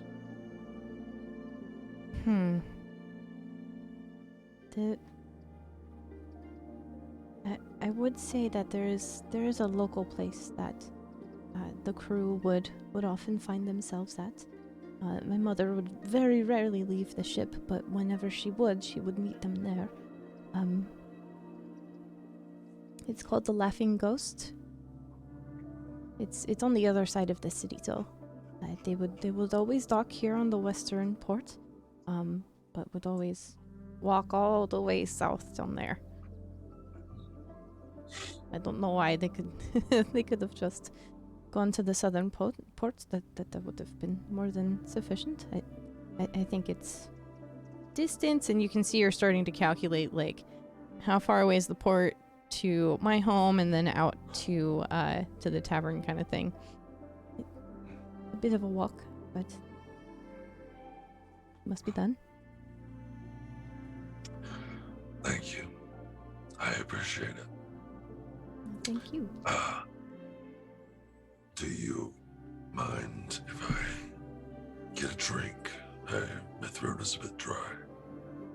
Oh, not at all. What's kind of host am I? And you'll see her kind of stand up very quickly and dust herself off, and she'll just go head over to the table here where she grabs a couple goblets, kind of shoves them under her arm, and grabs a pitcher as well. And then she'll just start handing out glasses of water to everybody. I'm so sorry. I should have brought that as soon as you sat down. I'm sorry. I've never really hosted anyone before. As she leaves, Ramona's going to shoot Harrison a look. And Harrison will lean back in his chair and finger gun back at him. Yes, Roman. A message in his head. I think that is the most information we'll get out of her. He nods and splays his hands as if you're not wrong. As she returns with their water. Oh, thank you. Of course. I have a plate of some meats and cheeses in the event that you all are hungry. I know it's fairly early. It's still breakfast time, but that's what I currently have. Oh, none for me, thank you. It's been a short morning, but a rather appetiteless one, you see.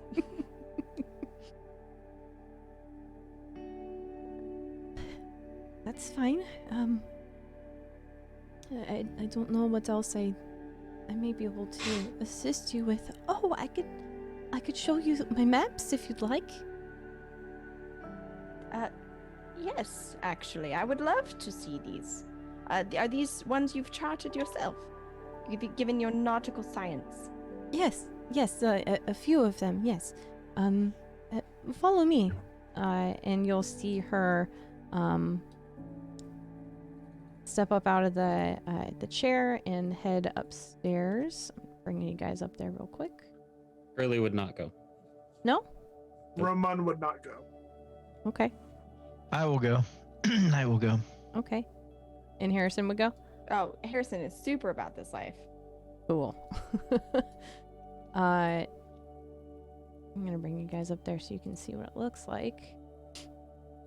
Yeah. Yay! Can the rest of you guys see it? Even though your tokens... Okay, cool. Just want to make sure. So she leads you upstairs, and you see it's fairly nondescript. As soon as you turn the corner, there is another piano up here. Does anyone, does either Knight or Harrison play instruments at all? Harrison does not. Hold on. No, wood carver's tools.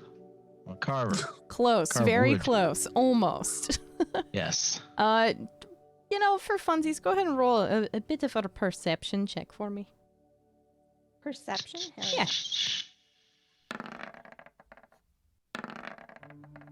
It's a 22. 15. Oh, very good. You would see as you pass the kind of standing piano here that there are some kind of cloth buffers underneath the keys. You can tell that this is her practice piano, where she practices her tunes without actually making sound. Right over here. And she'll lead you to this massive table in the corner that's just stacked with maps and scrolls and books. You see some kind of textbooks lined up in one of the corners, and you see a large map on the center of the table, kind of charting the pathway of where her mother has gone. You would see the last known coordinates of the wave chaser right above where Palma Flora used to be. Looking at this and knowing what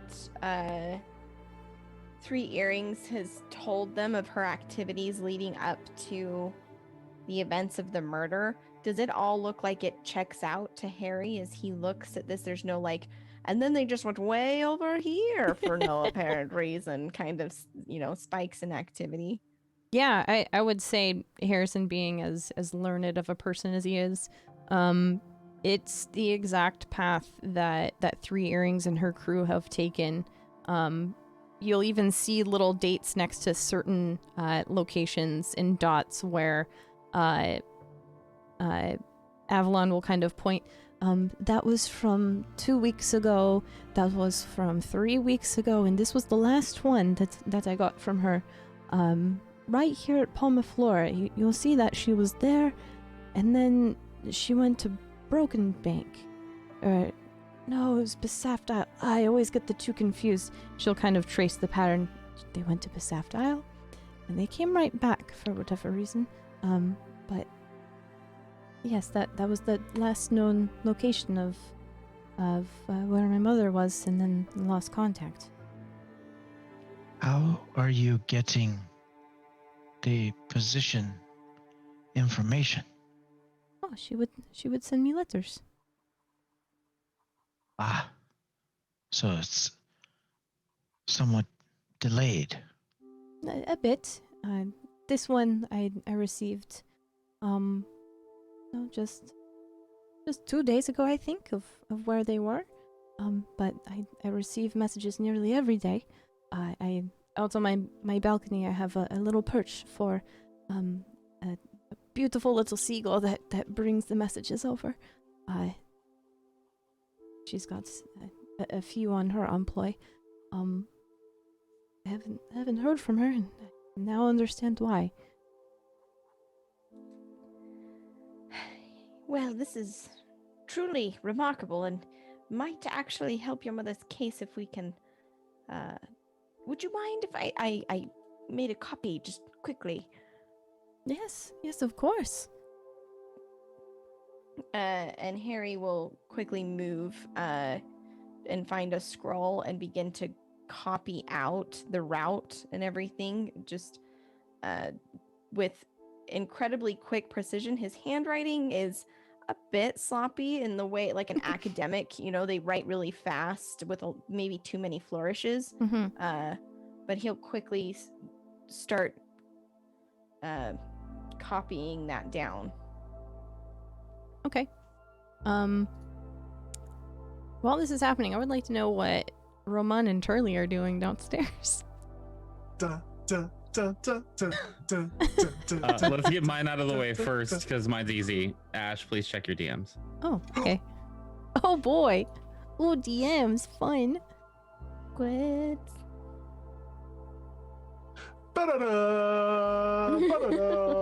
Oh, yep. Cool. Then Turley is busy kind of gently rocking like he always does when he sits on his shell, and muttering to himself. Meanwhile, Oh my god. The agent of chaos.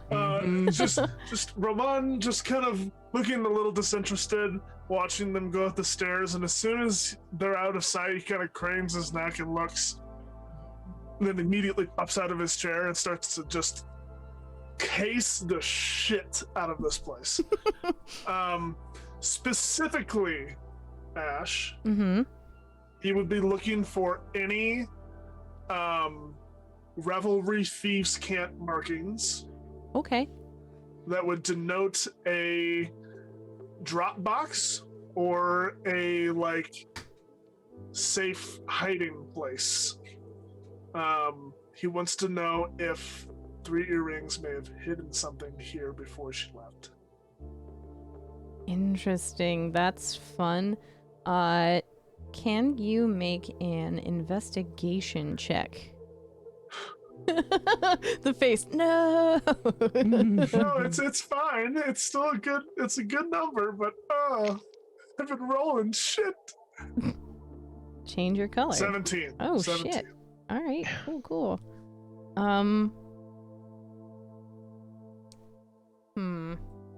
I would say that as you're looking around here, you would totally negate like 75% of this room and just go straight for the desk that's down there. Let me just move you guys down there so you can see again. Ignore the tokens. Here, I'll just move them. Yep. Pretend they're not there. Nope. But I can't. Okay. Yeah, just pretend they're not there. Yeah, you would immediately go to this desk where you see, some cards, a nice statue off on one side, lots of papers and scrolls, and even scrolls stuffed into like a vase. There's a bookshelf over to your left, just full of stuff. She likes to catalog everything that her mother's done. So there's quite a bit of information here. You'll see that the topmost letter here is a reply that she's been writing to her mother, like, it's good to hear that you were going back to Palmaflora. I understand that there was an earthquake up there. I hope you're all right and the citizens got out okay. Please be safe. And it just ends with, I haven't heard from you in a while. This is unlike you, kind of thing. Scrolling through more personal information, there isn't a whole lot of like revelry related information. It's just more correspondence between her and her mother. There is one book tucked away in the bookcase that you would recognize the thief cant on it, reading revelry, and it's a much less detailed, more chronological account of the things that the revelry has been doing to 3 earrings, not so much with. Trying to think of what that would.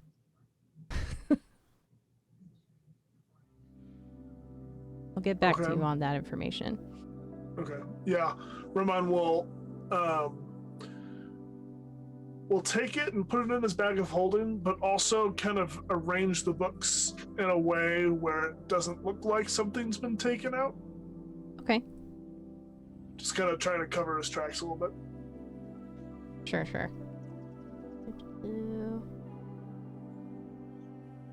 And then, just if I have any more time left, is there anything valuable here? Oh, there's a lot of valuable shit here. Yeah, there's like a stack of coins on the table. You'll see on top of the kind of high shelf of the bookcase up here, there's just a whole load of trinkets, baubles and whatnot. You'll even see tucked away underneath a small table over here, there's a sword just chilling. But other than that, everything else is like paper, parchment, small paintings that you could surmise Avalon has done. What does that sword look like? It looks like a scimitar. I'm gonna grab that too. And just slip that in the bag of holding as well and go sit down. Okay. Please mark a scimitar in your inventory now. skimmitor. Skirmitor. Rundurm, skimmitor. We're gonna go back upstairs. Boop. At this point, I would like to think that Harry has gone through the detailed sketching and replication of the charted course of 3 earrings and her vessel. At this point, while you're doing that, Avalon, you'll see she'll just go and kind of sit down at her desk and flip through some of the papers, kind of forgetting that you guys are there. She'll kind of spin in her chair to the globe to her left, kind of tilt it a little bit, and go back to her writing. Knight, what are you doing?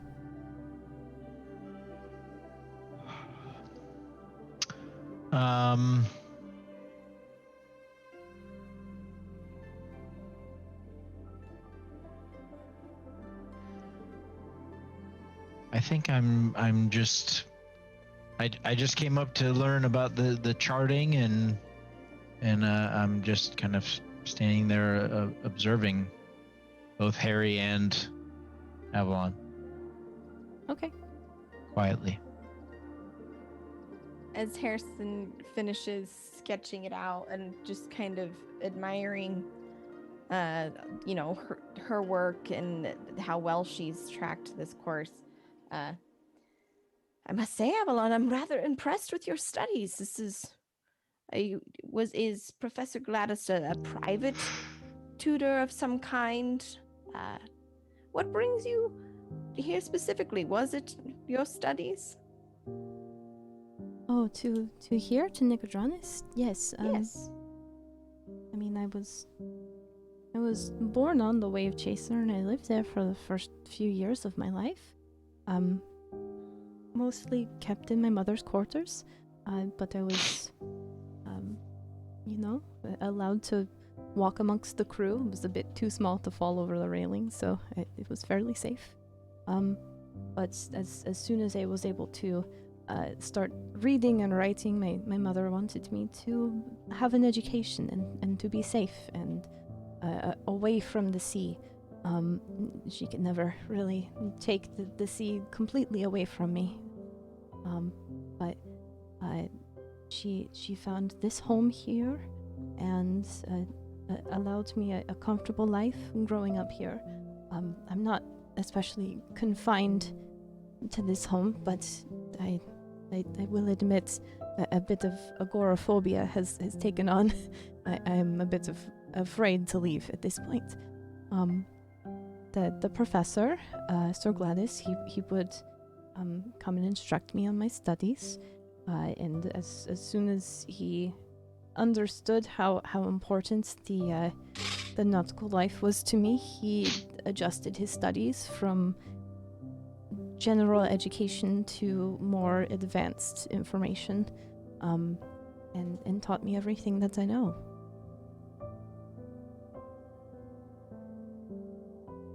And he was employed by your mother?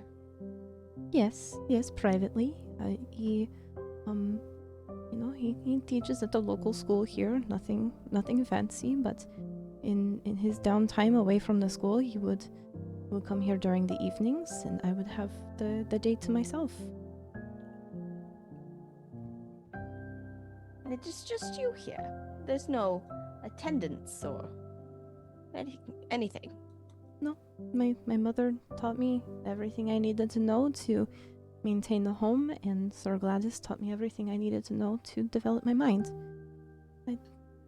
I'm quite comfortable by myself.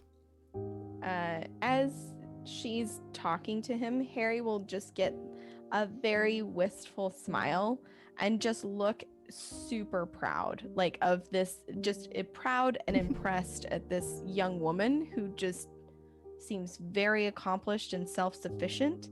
And he'll actually kind of tear up for a second, be like, "Oh, well, that's rather lovely, Miss Avalon. Sorry, it's a bit dusty in here." Oh, I'm sorry. I've been meaning to clean. It's fine. Everything is fine. Right. Well, we won't be keeping you further, but I would like you to know that we're working to clear your mother's name, and if there's anything that any information you might have, please let me know. I'm not sure where we'll be staying, but we will be sure to send correspondences as we progress. Perhaps you might track our location until we see your mother free. Oh, that would be lovely. If you know the sending spell, you can shoot me a quick message, or I don't know if you have any fun bird friends like I do, but you know where I live and you can send them messages here. That's fine. Harrison, when she says fun bird friends, will start laughing. Oh, fun. Pliny, did you hear? Oh, Pliny. He'll wave his hand and Pliny will kind of pop onto his shoulder. Can you say that again so he can hear? Oh, is that familiar? How sweet is he? It is. Pliny, she called you fun. And Pliny, who kind of looks like he might have been sleeping in the void, will blink and get fussy about being poked and get down and just turn into a little fluff of feathers, just cranky as shit. That's fucking adorable. Yeah, you'll see that she's kind of distracted with Pliny. She's heard of familiars and has not seen them before, so she is beside herself at this point. She's just kind of give him a little scritches on the top of his head. Oh, aren't you just the sweetest? I'm so jealous of those that have the ability to do such wonderful things. I am not so gifted in that realm, but I can see that you are a very smart individual, and it's just so wonderful. And she's just completely in awe of Pliny. Harrison, seeing this as a teaching moment, would then, oh, well, it really isn't that hard. You see, the mechanics of it are quite simple. And I think for the first time, Knight will see Harrison in his element as an educator. And Harrison will go through and very patiently explain, and why do you think that might be? And start to teach her kind of how the familiar spell works. He'll grab a piece of paper and start sketching out the ceremony circle that's required and explain, where the magic comes from, the incantations and stuff like that. Just very patiently.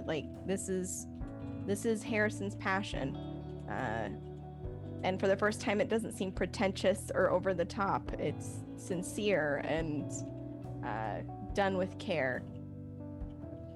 And you see, and then this is simple. Now, the one thing I cannot explain to you is how to summon a good attitude. As Pliny, straight up just turns around and faces the other way and starts glaring at Knight instead.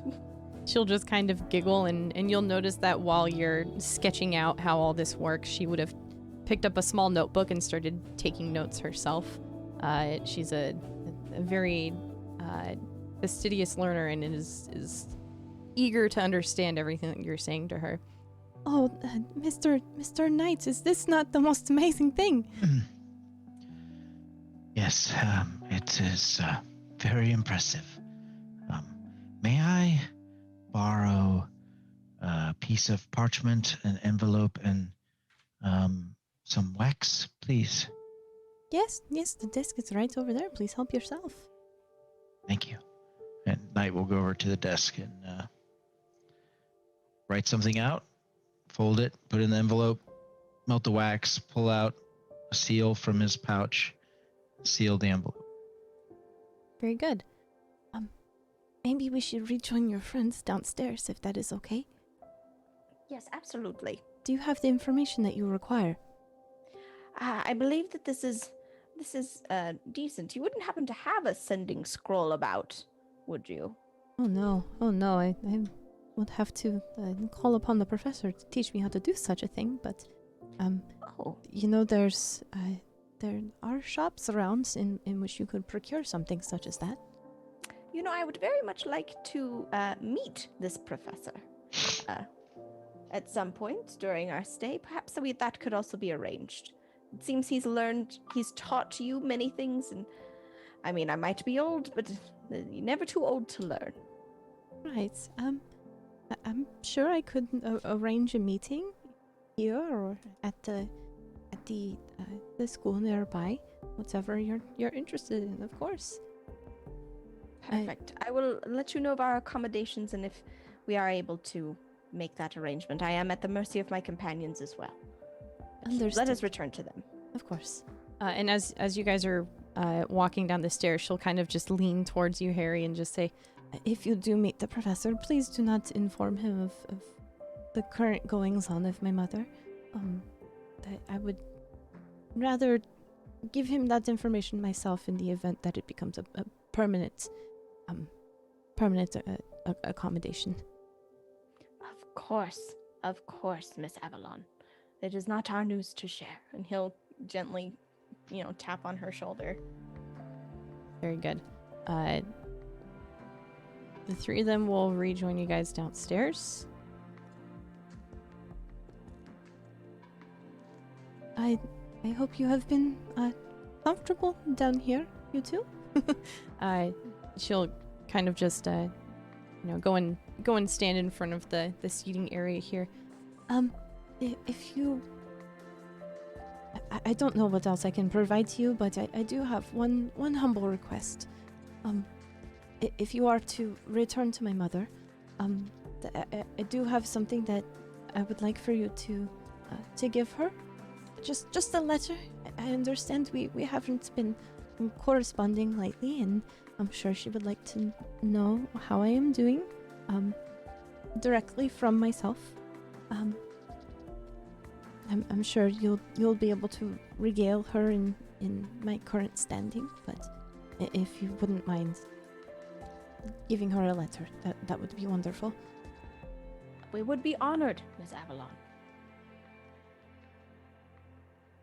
Very good, thank you. And she'll kind of rush over to the desk over here and pick up a sealed envelope that she has already ready to go.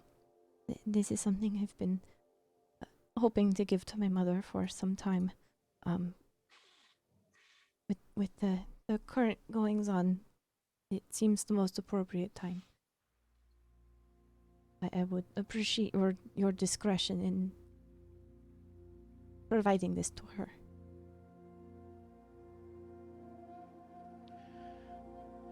We will deliver when we see your mother next. You have my word. Thank you very much. And you'll see her kind of do a fine bow. She's been, fairly quiet into herself, but this is more of a studied bow. Something that, she would probably practice in a mirror several times a day. Well, there are several lodgings in the area if you need places to stay. I only have my room and my mother's room, and so I don't really have the accommodations here. I'm sorry about that. But let me know where you're staying, and we can keep in touch. That I would be delighted to do so, and perhaps we might be fortunate enough to hear you play. Oh, thank you. Let's make a deal. In the event that my mother is freed and returned here, then you all may join me and I will perform. I like that very much. Very good. Yes, it's a deal. Well, as I understand it, my home is quite dusty in need of some deep cleaning, so I will if you will excuse me, I will tend to that and know where to find me in the event you need anything else. As the rest of the party is heading over toward the door, Turley will kind of stop muttering to himself and stop rocking and stand up, kind of with his bum knee. It takes a little bit for him to stand up, and he'll say, if we can hang on for just one more minute before we leave. Avalon, and you see him kind of reach, bring his hand out from his side and kind of rub his hands together. Mm-hmm. And Turley walks over to Avalon, like hobbling up to her, and puts his hands on her shoulders and says, now, I know that you're kind of here all the time and probably have a little bit of a fear going outside, if I'm guessing right. Does that sound accurate? Yes, just a bit. Well, listen, Three Earrings did us a very nice thing and a very nice favor, and I just wanted to tell you that we're gonna do everything we can to help her out. But I need you to understand that not everything in this life is for certain, and we might not be successful, and you need to be prepared for that. I've been prepared for this kind of situation for some time. I bet you have. Having new friends like you helps to ease the burden slightly. Well, just know that you are strong enough and that you do have the resilience inside you to rebound from however this situation ends up. All right? Thank you, Mr. Turley. That's very And kind. Turley kind of bends down and kisses Avalon on the forehead and then takes his hands off of her shoulders. And as he does, he kind of slides them down the side, and you see this kind of glinting dust on his hands that sparkles in the light of the room and slowly kind of disappears as it's like fading into her shoulders. And he kind of dusts his hands off a little bit and starts to walk out towards the door. So Turley this whole time has been casting Ceremony Coming of Age. Oh God, that's so cute. Oh, And That's adorable. and kind of leaves the silver dust on her to help her out for the next 24 hours. I'm gonna cry. That's so cute. She recognizes what you've done, and you see her kind of stand up a little straighter, and look you straight in the eye and just say, "Thank you, Mr. Turley. That you didn't have to do that." And she'll just go in for a big hug. I'd like to think her arms don't barely come around. Yeah, The shell? not at all. No, she like barely reaches like just Yeah. the edge of the shell. That's it. Just kind of chuckles and pats her on the shoulder and says, "Well, listen, just keep that promise of playing for us. I can't wait to hear you play. Oh, I can't think- wait to play for you. I think our stay here is done, y'all. Can we make our way out so this young lady can get on with her day?" Harrison has been pulling on his boots in the corner. There's a mage hand that's out kind of helping unlace the other boot kind of floating in the air. And he nods and smiles and looks at Turley and gives like a big wink as he finishes pulling on his boots. Early winks back.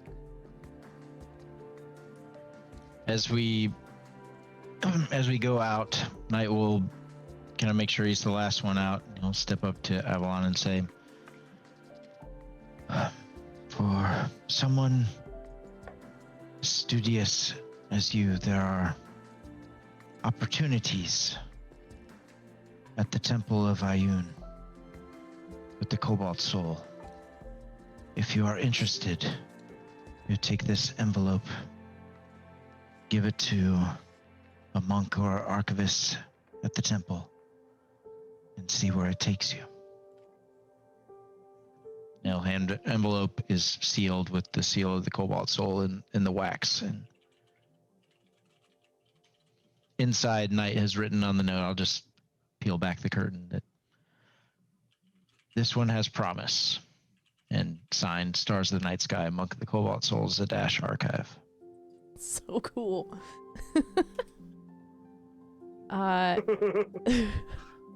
Bet Ramon feels like a.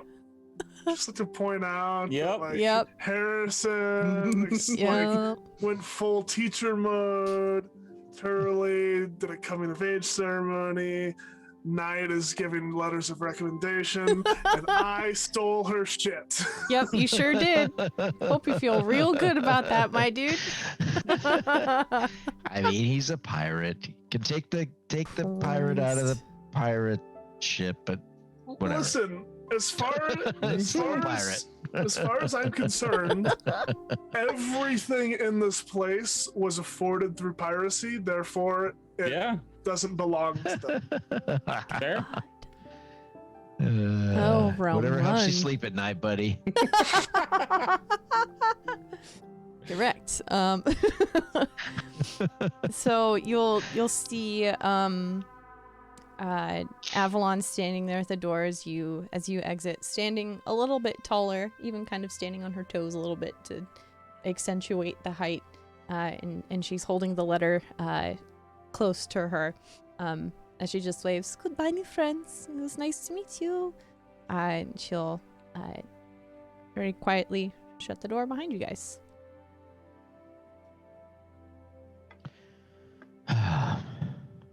Oh, Wonderful young person. absolutely. I do want to clarify something. Yes. I made it so that Three Earrings could not lie, and she plainly stated she did not commit the murder. I don't think our task is proving her innocence. We know she's innocent, right? Task. We do. Our task is finding who framed her. Right. And Okay. I just wanted to be clear about that. I have it on good authority that it's just the Blank King. So,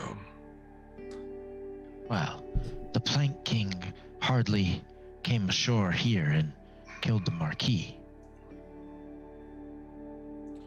so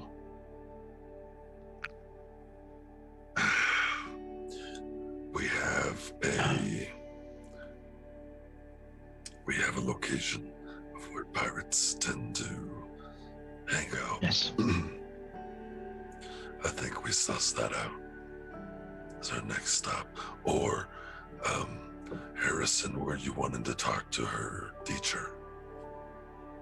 I would very much like to speak with this professor, as it seems Three Earrings plays her cards quite close to the chest, and that young woman, it seems like we might be the first people she'd seen in some time.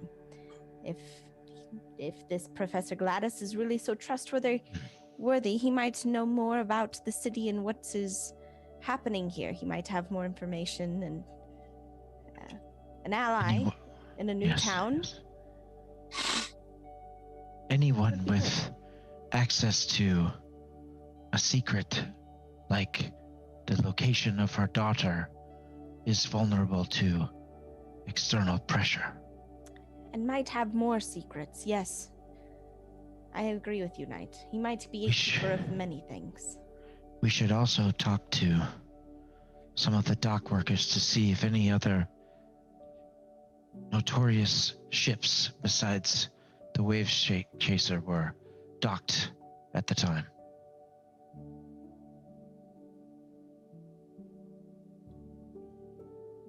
Certainly, ships of their reputation cannot move about without being noticed. Right. So we could speak to the harbor master, or perhaps someone close to the harbor master. I would think it would be someone a little less lofty, as Right. the harbor master would probably have been paid to not notice. Right.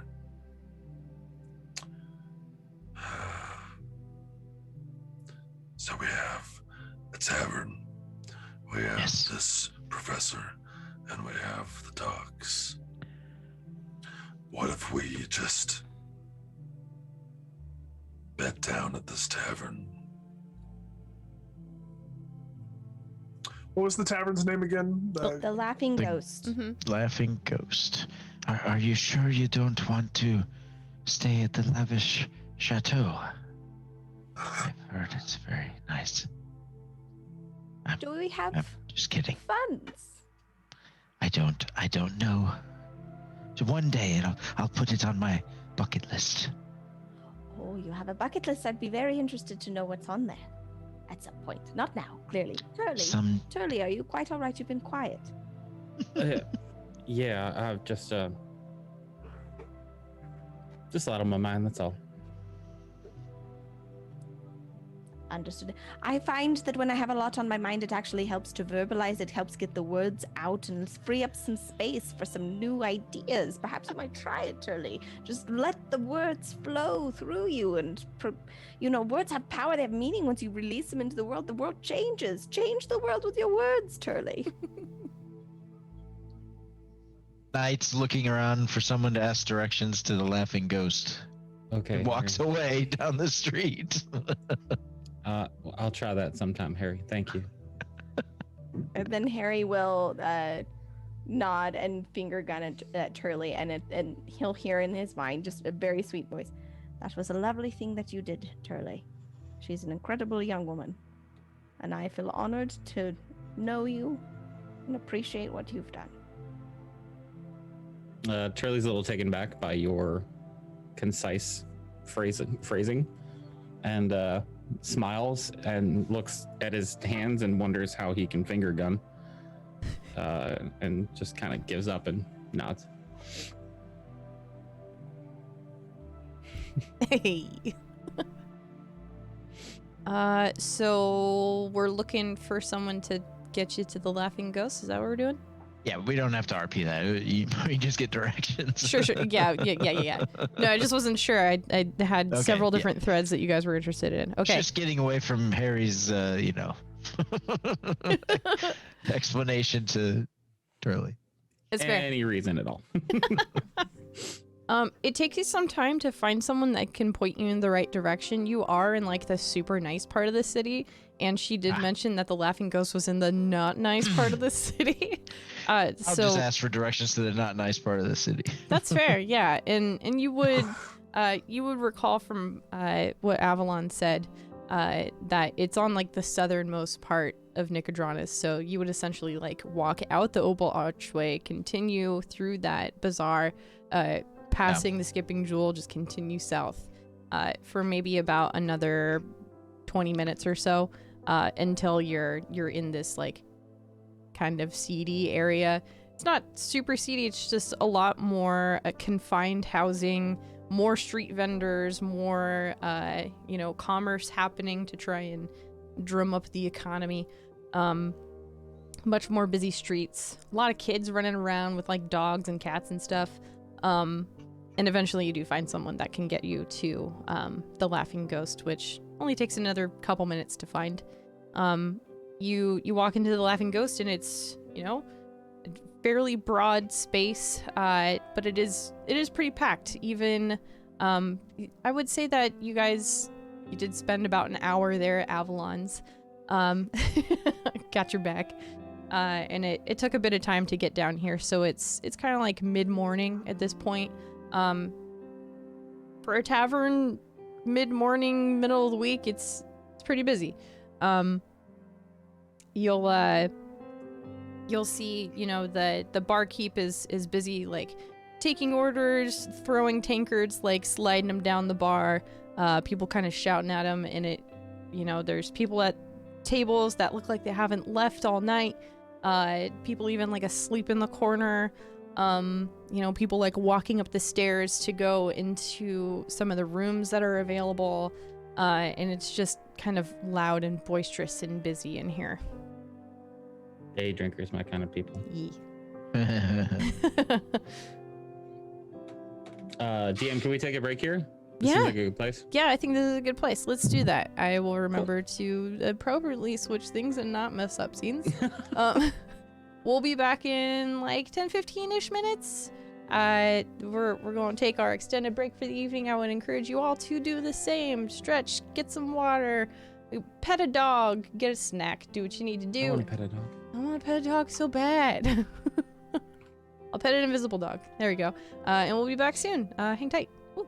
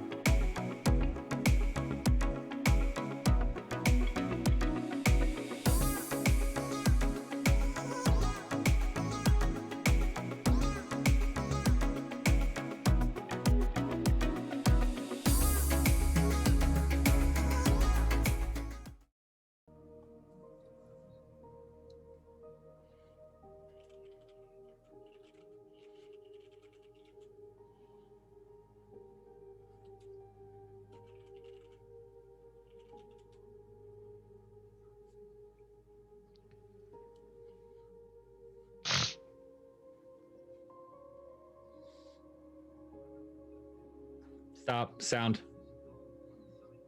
I knew it. I clicked the thing and it didn't work. I need to do the thing where you just add the microphone and the thing into the actual scene because I do it off my mixer. Anyway, hi everybody. Yeah. Welcome back. Thanks for waiting. Thanks for watching me just talk into thin air. Is it a stream if somebody doesn't do it at some point though?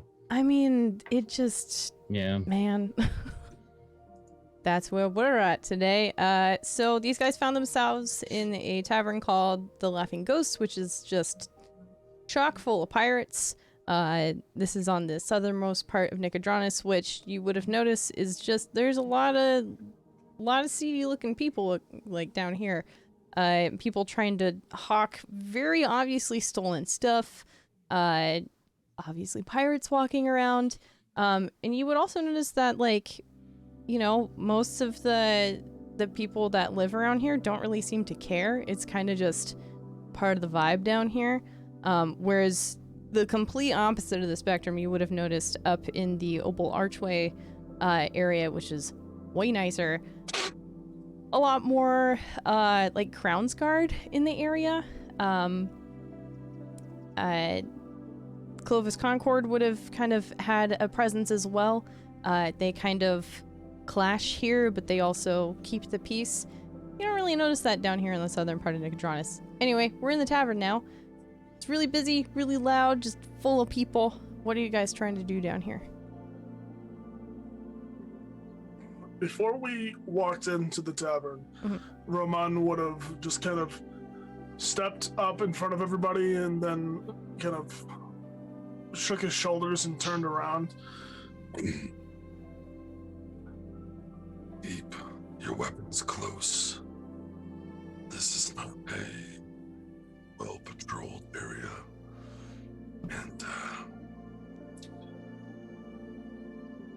you're likely to get shot, stabbed, or robbed, or all three down here, so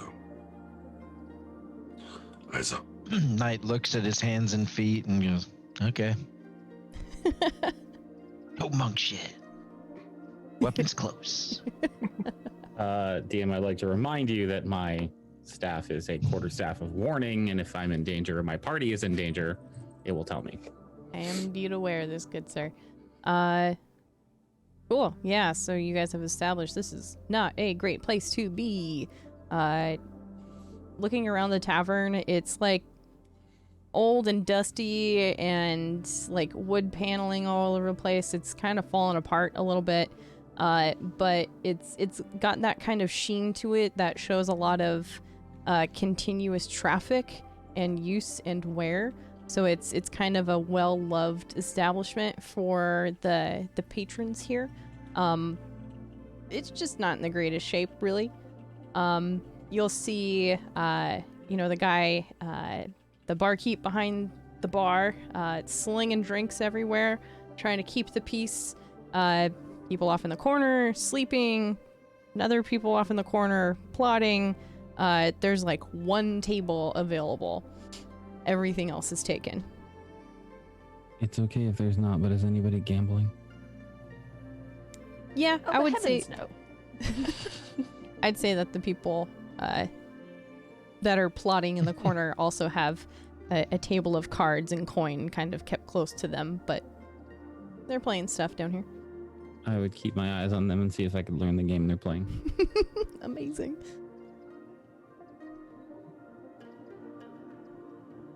Harry would stride in and seeing that empty table would, oh, look, just for us. And he'd motion over and seeing that it maybe wasn't cleared off yet, he'd, and then the same spell that he cast to clean off Turley and Knight's feet, he would prestidigitate the table, clearing like peanut shells and other items from it before taking a seat.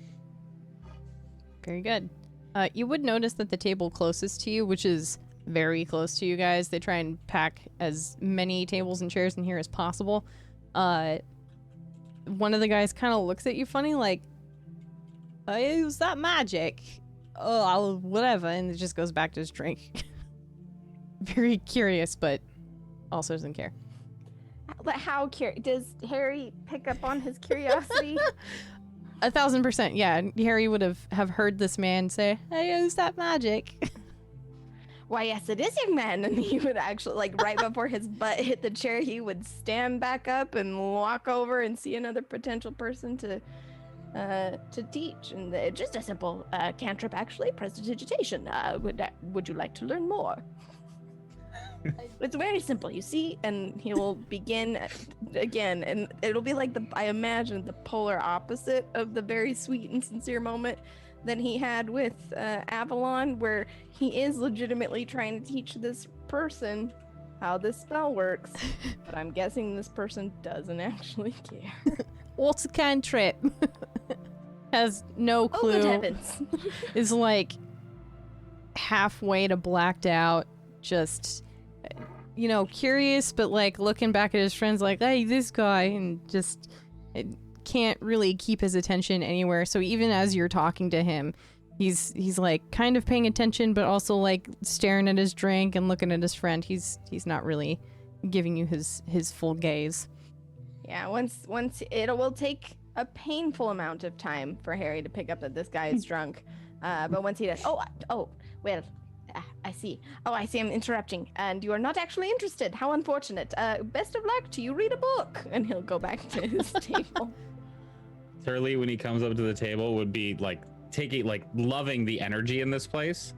And with a smile on his face, would kind of look around the table, grab one of the chairs, and as a waitress was passing, would just hand it to her, no matter what she's doing or carrying, and then plop himself down on the ground on his shell. Oh my god, adorable. That's very good. The waitress would have taken the chair and said, "Oh, it's Horsel. Oh, hang on." And she would like run into the back room, deposit the chair, and come back with like a metal chair for you to sit in, something that's way more sturdy, and say, "Oh, make sure you're comfortable there." And then just kind of push the chair underneath you, like, "Here you go." I don't know about y'all, but I kind of like this place. Yes, it's rather inviting. Roman, might you tell us what we're looking for exactly? Because if it is someone who's interested in learning magic, I've already checked that table. It's no go. It's not that.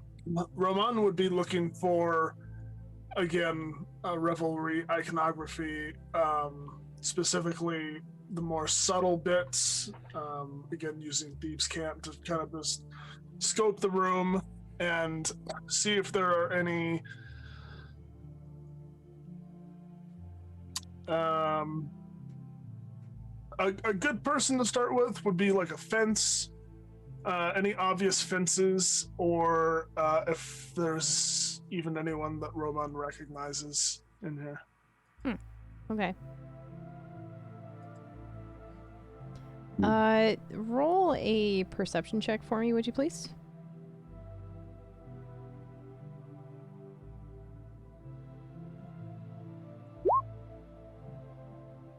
Okay. Yeah, you would see off in the corner the people that are plotting, kind of like huddled against one another. They're very silently kind of playing cards and pushing coins around the table, if anything, to look like they're pretending to do something while they're actually talking about things. You would notice that one person has kind of just been like looking at you and like relaying information back to their table. Kind of looking like they're checking you guys out, providing descriptions for the people that are not looking over there. I'd say that this is like a dwarf woman, kind of scraggly, in relatively plain garb, but you will say that there is like a hat perched on the back of her chair, as she keeps looking back over towards you guys and back to her table.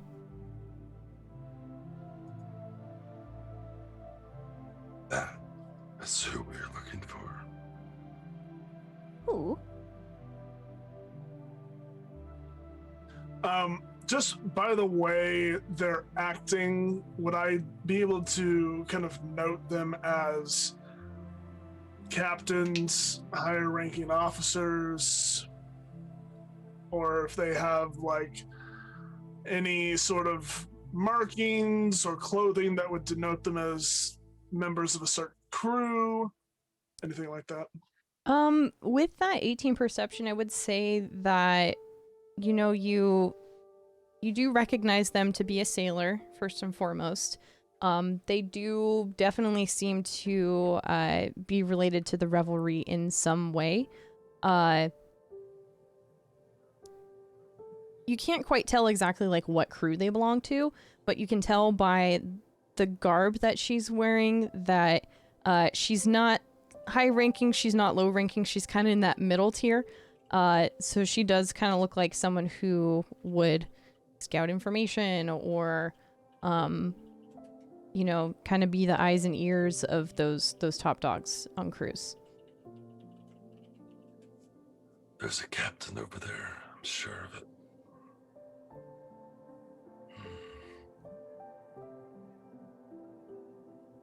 I'll be back. Ramon's gonna get up and start making his way over towards that table. Okay. What's everyone else doing as Roman does this? Harry would be, he'd turn to say, who? And as Roman just gets up very unceremoniously and starts moving in that direction. Oh, that's rather rude. Perhaps we might have some drinks or food or something. I have a feeling that people here will be less inclined to humor my antics here. You notice that at this point, Turley has already flagged down the waitress to give him 2 beers, which are set down as you're saying that. And he finishes the first one and, like, with a giant grin, like, wipes his mouth and picks the second one up and sets it down and pushes it over to you. Oh, no, thank you. Not while we're working. And he'll push it back across the table and turn and look at Knight. Is there anything that you would like?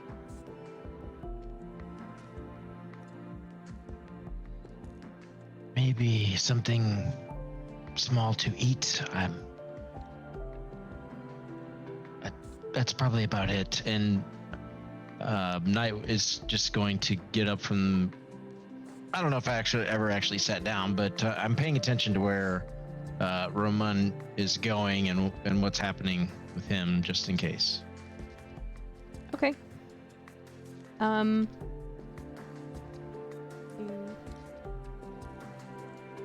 Cool. So you guys see Roman stride across the tavern to the corner where these very obvious pirates are plotting something. And you approach. You see at the table there's the dwarf woman. There is also an elf woman kind of in the corner. She's got the big flowy hat with feathers sticking out of it. A nice thick heavy leather jacket on her, and she's kind of got the hat tilted down so you can't really see her eyes or anything. And then there's a human man sitting next to her. The dwarf will just kind of look your way. Yes.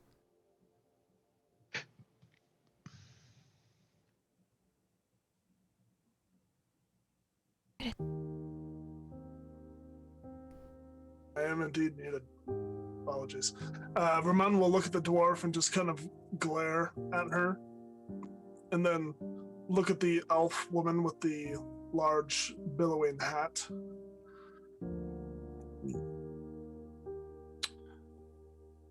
The name's Roman Thale.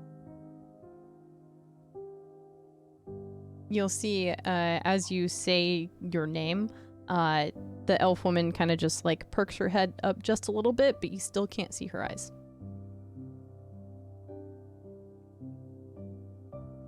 I recently came into contact with 3 earrings, and I happen to know she's been interrogated by the Clovis Concord. So, anything you know that you'd like to put out there before, I don't know, the Concord finds their way here?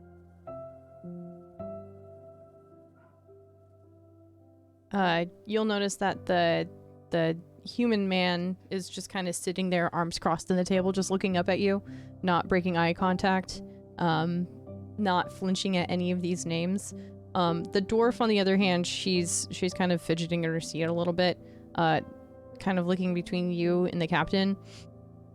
And the captain will finally raise her head so that the hat peeks up, and you'll see her kind of piercing green eyes. Yes, you say the 3 earrings is around. I hear she's wanted for horrible deeds.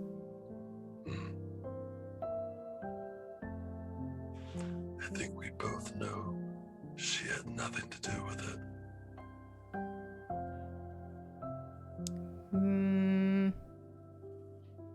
You make a persuasion check. Do I have to? I mean, just a little one. That's okay. Oh shit. Hold on.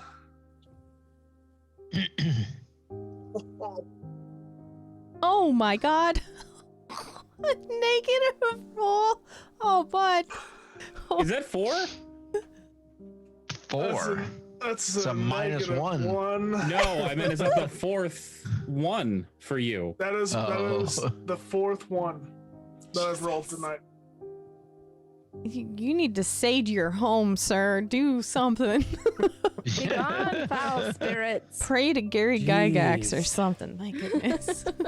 Actually, no, he'd probably be happy with all your ones. Pray to someone else. That's true. That's true. Oh man, maybe the patron saint of Will Wheaton, who Yeah. doesn't want the Will Wheaton. ones. Will Wheaton. The captain will kind of just tilt her head and say, "That's mighty funny of you to say. Why else would she be here to do such a thing?"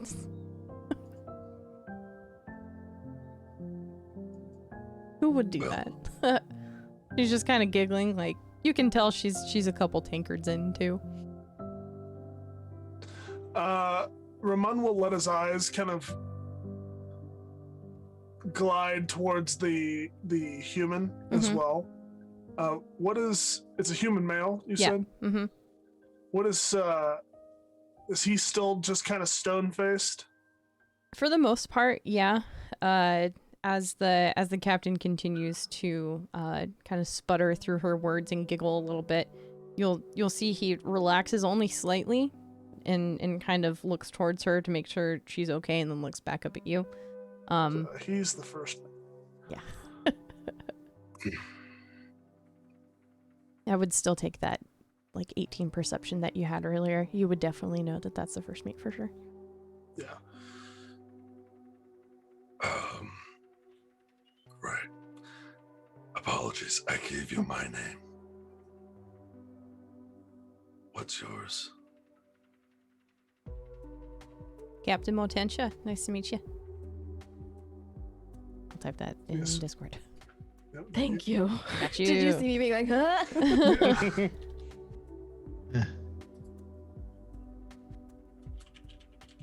Would I know anything about Captain Hortensia? Make a history check with advantage. Oh. Here's the first one. Cool. And here's the second, 24. Oh, hell yeah, that 24. The name doesn't explicitly strike any bells or anything, but you do know that the Revelry is constantly recruiting and always looking for, new people to join the ranks, whether they're going along the Menagerie Coast, whether they're going along the eastern coast of Taldori, or just the general vicinity of the Lucidian Ocean. You don't know every single captain that's ever been in the Revelry, but you would be able to tell that they've been in the Revelry for a while. Right. So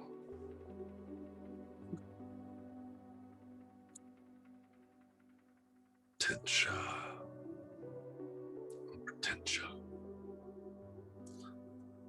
The name doesn't ring a bell. Maybe I'm not asking the wrong person. Anyway. I mean, where were you stationed? You must have been close to the Plank King with that. I was the king's private enforcer for 14 years. Makes sense why we wouldn't have met. Anyway. Have yourself a nice day. And Ramon will, as he's turning, grab the tankard out of her hand, finish it off, and just throw the cup at the first mate and walk away. Oh, beans. Oh, geez. That's nuts. Okay, sure. Oh my god, damn it. Big time. Go back and talk to people while I fix Zoom again, because it's being silly. Harry, at this point at our table, would have ordered some food and whatnot. I would be carefully watching the patrons and looking around the bar, trying not with a healthy dose of curiosity, like he's very intrigued at what this all is and is taking it in. But I think overall would be uncharacteristically quiet. Okay. Turley's just taking in the scenery, laughing. He would have realized that they're not actually playing a game at that table and would have stopped paying attention. Because you said it was the same table that he just went up to, right? I mean, yeah. Yeah. So yeah. And they were not really, they were scheming, they weren't really playing, so he would have. Sad face. What's Knight up to? I am just watching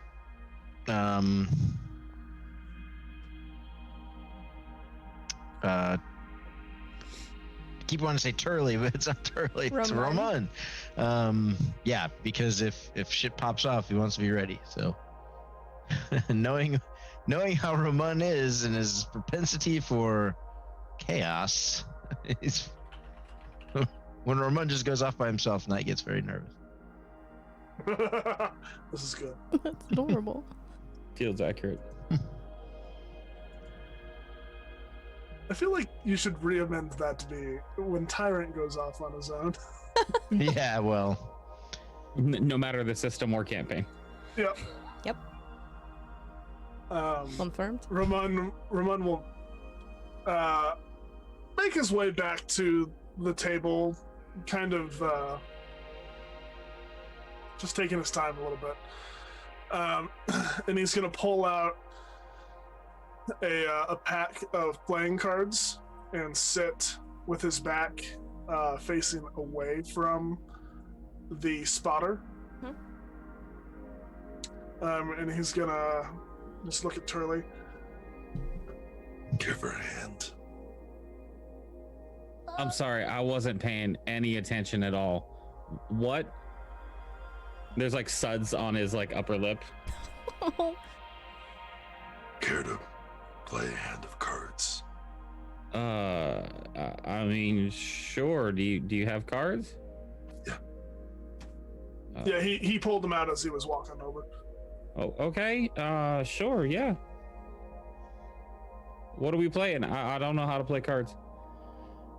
Oh, really? Okay. All right, okay. I don't know. Is there like a card game that's pretty popular, Ash, or is it just kind of? I want to say yes, and I'm gonna come up with something in just a second. Well, as Ramon is dealing the cards out to Turley.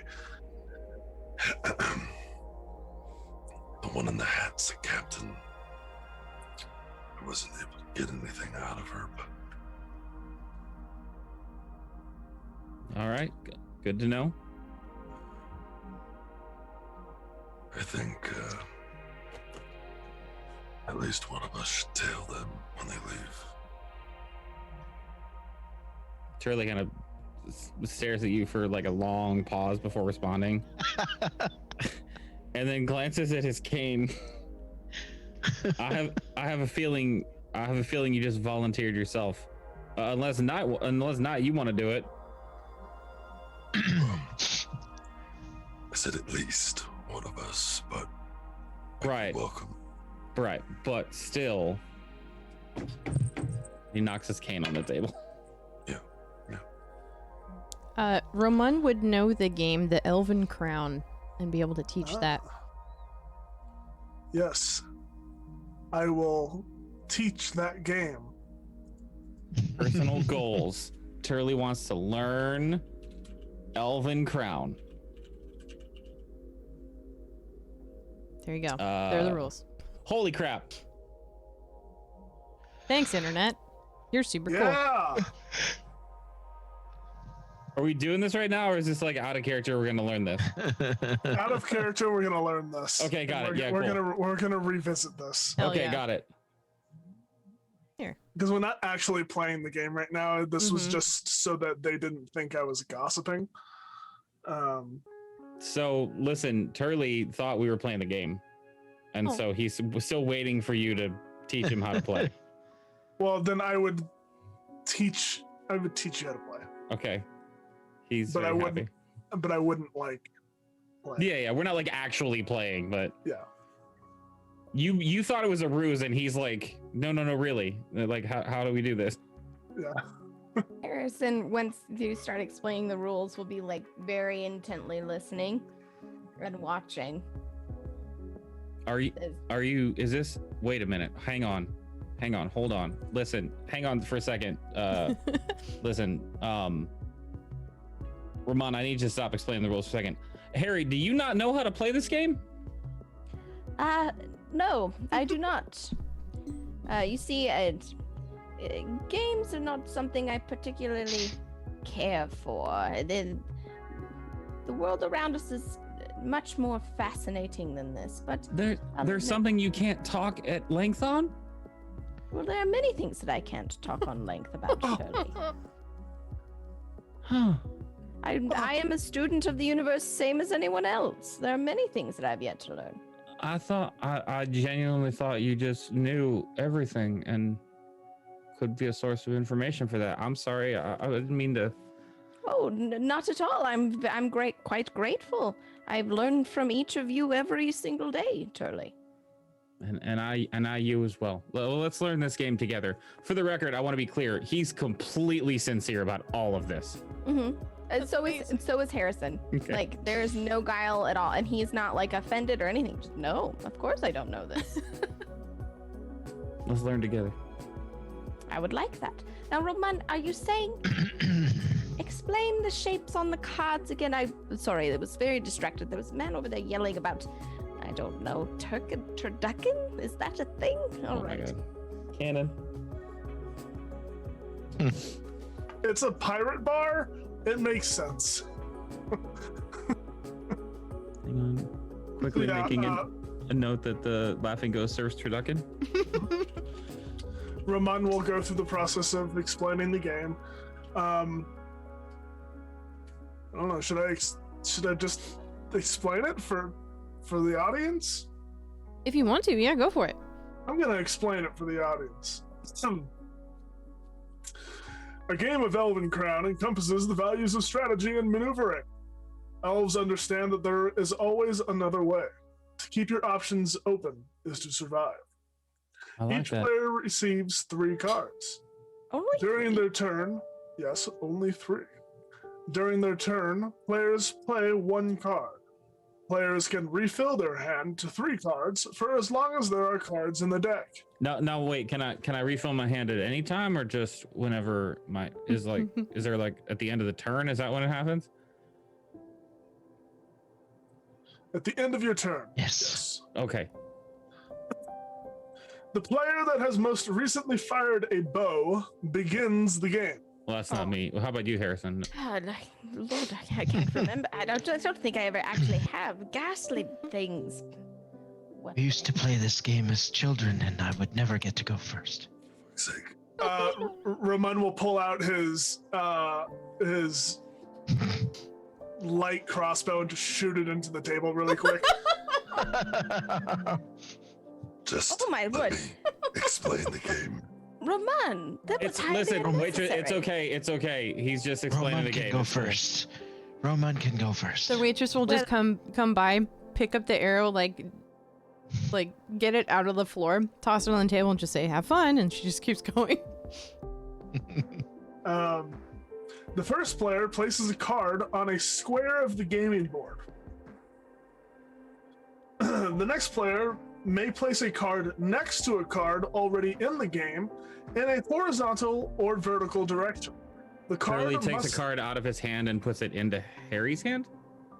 The distinction of both horizontal and vertical seems confusing. Would it not be either or? Well, I placed my card next to a card in the game. Here's the first card. You can place a card horizontal or vertical. Oh, so it's not like this. It's not like this or like this. No, it's like this or like this. Okay. And what you want to do is you want to either match the number or the sign. Well, the number or sign, number or sign. Knight, is this making any sense to you? Yes, I told you we played this as this is a children's I game. understand, but is this how you would explain it as well? The player that is Yes. unable to place a new card loses the game. It's dominoes. Yep. Oh, dominoes. I wish you would have just said something. Of course I know how to play dominoes. What are dominoes? Oh, they're these wonderful little rocks that you see. They have little divots, little signs, if you will, much like your cards. Is this flatbread with a red sauce on top, some cheese? Jesus.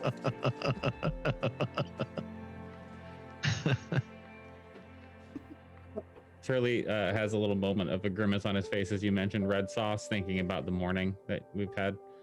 Mm-hmm. Oh God. As you guys are sitting around, playing your game, there are people coming in and out of the tavern this whole time. Some just like literally going up to the bar, ordering a drink, pounding it, and then leaving to go about their day.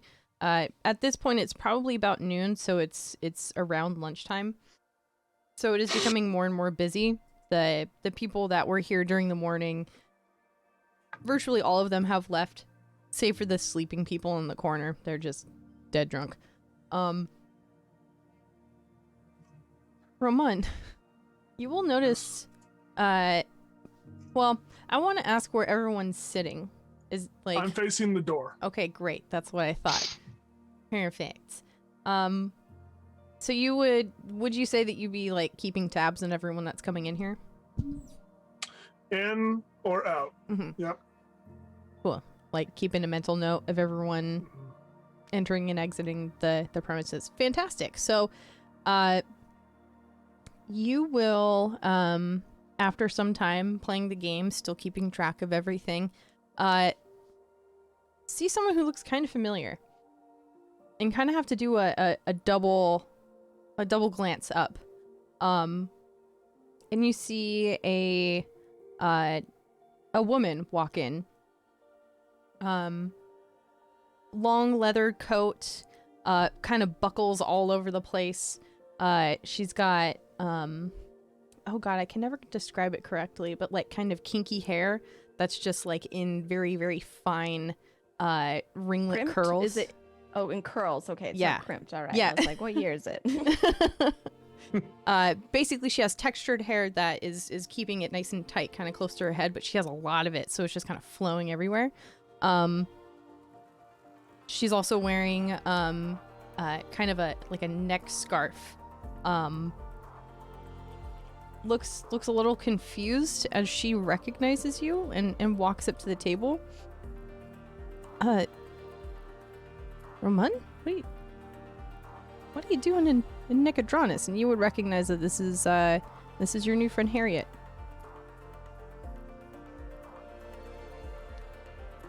Harriet, sit down. Yeah. She'll kind of just like I am lean next already to the table. sitting down. Who are your friends? Harriet, this is Turley and Harrison and Knight. Hi. Everyone, this is Harriet. Harriet here is helping me.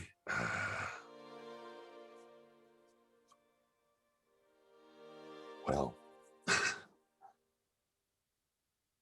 she just helps me. We've been. I get it. Like, I understand. You don't have to say anymore. She'll kind of look at you funny. No, sir. No, my God. Oh, I'm sorry. Did you? I apologize. I did not mean to offend. I'm so sorry. It's fine. It's okay. And she'll kind of nervously fidget around, and she's not like actually sitting down. She just kind of like kneeled near the table because there isn't an extra chair or anything. She's just like, Oh okay. my word! Harrison will not allow for this. He will go find a chair and bring it over, and very like gentlemanly, give her a place to sit. And he'll tap his hand kind of on the back of her chair and just say, "Harrys have to stick together," and shoot her a wink before he goes back and sits down. oh, that's funny. Didn't know you hung around with a bunch of funny folk there. Roman, what are you doing in Nicodranus?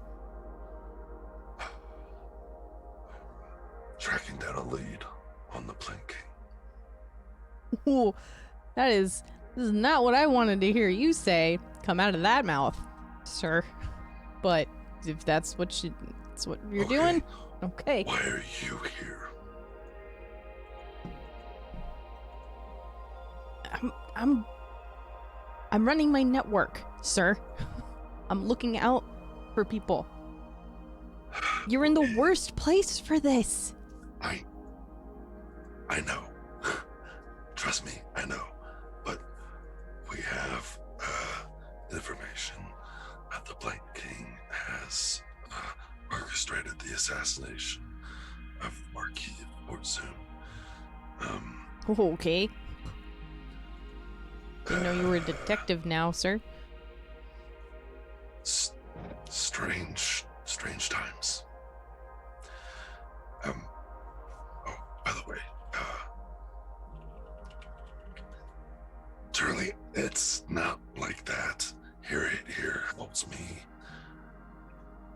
hide when I escaped the revelry. Oh, that makes a lot more sense. And ever since then, we've been kind of working to take him down. Fully understand now. Thanks for clearing that up. And I apologize if I overstepped any boundaries, ma'am. I did not mean to insinuate that you were of that persuasion at all. That's fine. I mean, the people make immediate assumptions about who they meet every day, so it's fine. It's cleared up. You, sir, have some explaining to do. I don't understand why you would be doing this right now when I've worked so hard to keep you on the DL, my dude.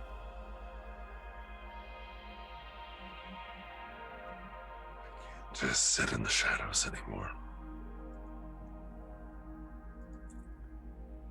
We have to do something. Okay. Well, I'm not gonna let you do it alone. What do you need help with? Do you need me to connect you to someone? Do you need a place to stay? Like, what are you looking for here?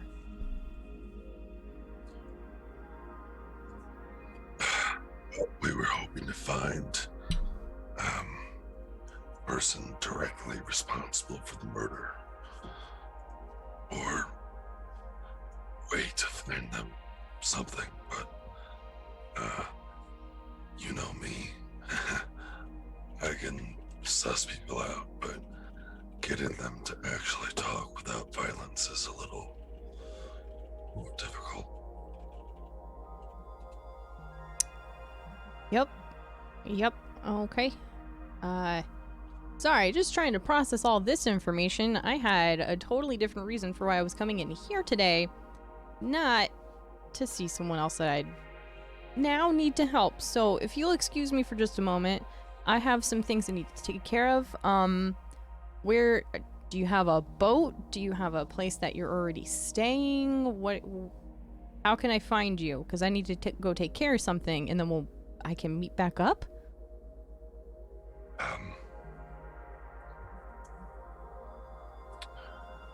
Why don't you meet us later tonight at the Lava Chateau? Cool. So a place that's super popular, and there's a lot. You know what? I'm not even gonna question it. If that's where you really want to go, I'm not gonna deprive your friends of a good time. Fine. We'll meet there at sundown, and we will come up with something. Okay?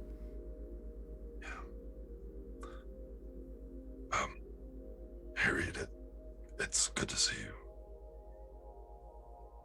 Good to see you too. And you would see she would just like take one of your tankards and just drink straight out of it, like not even caring it's not even hers. Yeah. Yep. She'll stand up, kind of pat you on the shoulder, look around everyone. It was nice to meet you. I wish it was under better circumstances. She'll give a very quick curtsy bow and just walk straight over to the bar. Well, lovely human. So can I play this one here then? I believe so. If this works like dominoes, yes, you can play that one that way. But I don't understand how we have this 5 and this 4. Never mind, we've gone too far. Continue. I'm so confused. It's fine. Everything's fine. Did you get what you needed, Ramon? Yeah.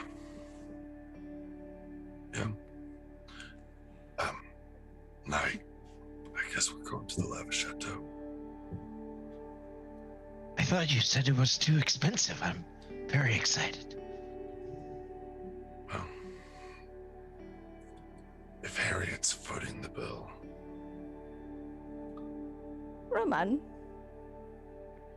would you mind regaling us at some point about your past? As it seems you have a varied network of individuals at your disposal, and, well, it seems like we could be better assistants if we had a better view of the horizon, so to speak.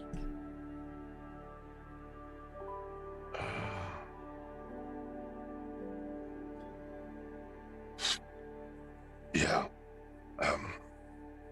I guess in the belly of the beast is good a place as any.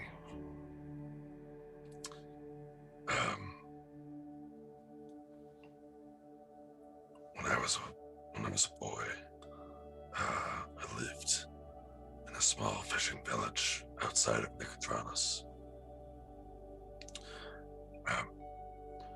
around the time I was 10 or so. I was out in the fields, working with my father. When the revelry attacked, it was still back in the period of time where they engaged in a lot of coastal raids, stuff like that, before the Concord was fully in force and enforced coastal barriers. Anyway,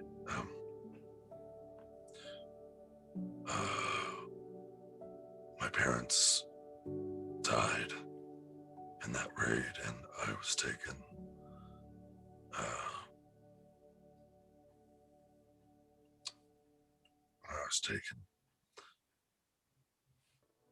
And for the next 5 years or so, I was essentially enslaved.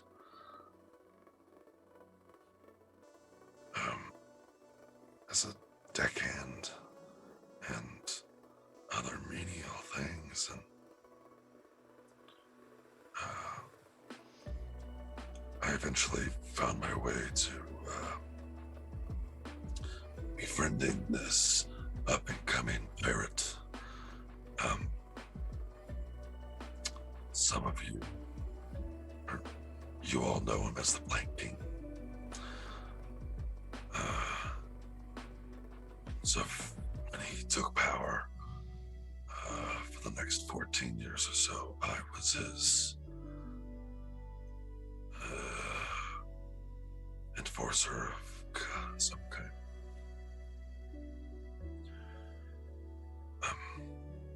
Did a lot of bad things in those 14 years.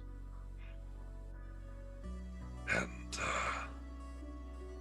eventually, there was a moment where I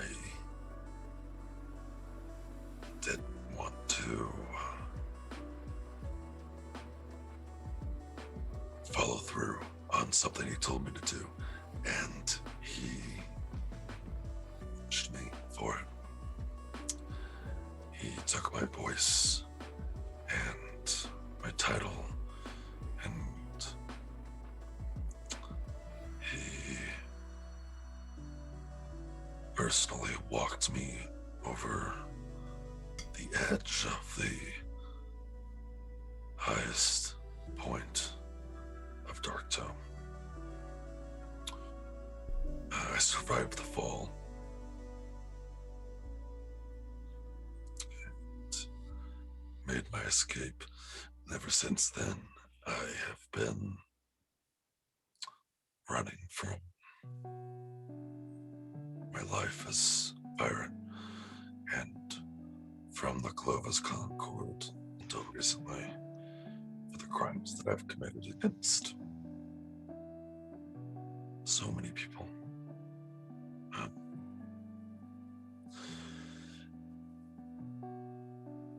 And then I met Harriet, and she took me in, and life was kind of normal for a while.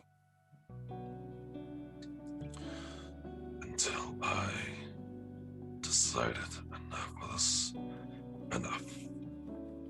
And I started hunting pirates.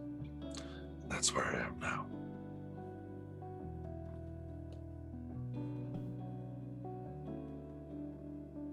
I'm sorry, I couldn't help but catch on to one thing you said. You're currently on the run from the Clovis Concord? Good. Yeah. The people we were just working with, and we were inside one of their bases.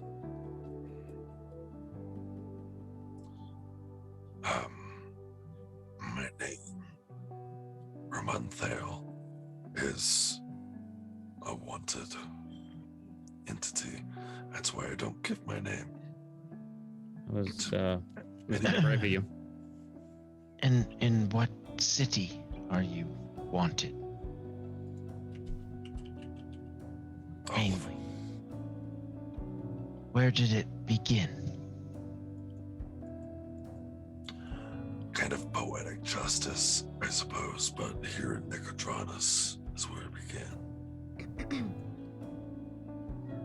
Just asking because the farther you get away, the less likely, they would be to care. But if this is where it began, they probably still care.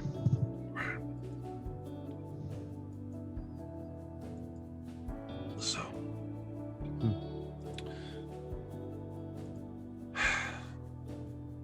does that help, Harrison? That it does, my boy. That it does.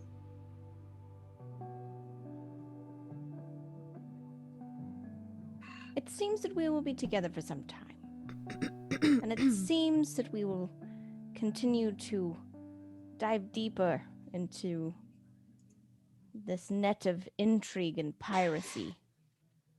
It is my hope that you will begin to trust us more as we go forward.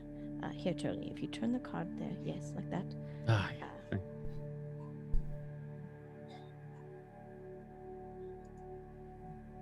I am sorry for what has happened to you. And I'm sorry that those are the lessons that you had to learn, that you did learn and that you carry. But perhaps through this you can help others with your knowledge and make the world a better place for it.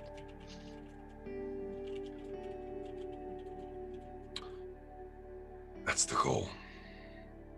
And perhaps even, if you might humor me, as he lays down a card,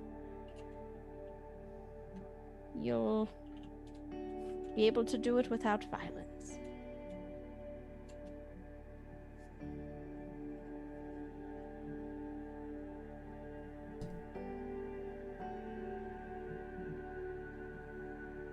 Like that.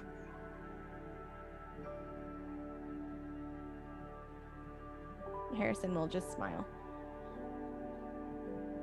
Totally, I think you just won. I didn't want to. I thought I might have, but I didn't want to say anything in case I was wrong. No, it looks like Knight. Can you double check? I think Totally just won. Yes, if you cannot play Harry, then he wins. Congratulations, Turley. You've won your first game of Elven Crown. Damn. Thanks for teaching me the game, Ramon. I appreciate it. And Harry, I couldn't have done it without your help too. You sure you didn't let me win? Oh no, I tried very, very hard. Do I believe you? Yes. Okay.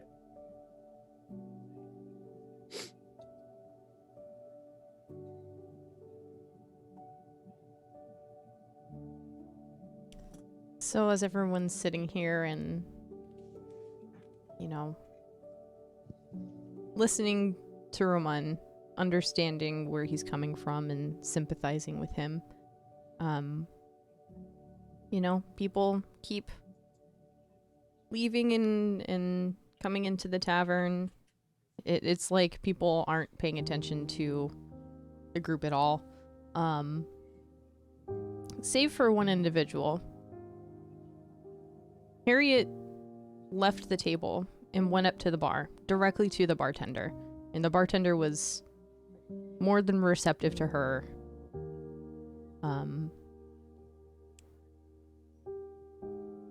And had a quick conversation with her. She left almost immediately. Roman would have noticed this as he was talking. And anyone that would have been paying attention would have noticed the barkeep kind of keeping an eye on your table. And as soon as you all kind of quiet down, the bartender will come over and kind of just put a hand on Roman's shoulder. And he wouldn't even see it because, he's looking straight at the door.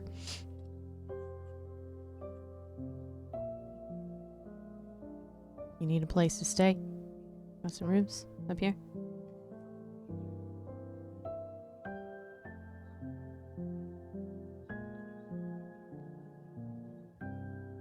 I suppose. Yes. Right. Well, the rooms here are yours. There's 4 rooms. I see there's 4 of you. That's fine. Just careful of how loud your voice is getting here. Okay? I understand. Are there many light sleepers? That's why. He'll just kind of shake his head no. No, sir. No. I was joking. It's fine. Never mind. It's fine.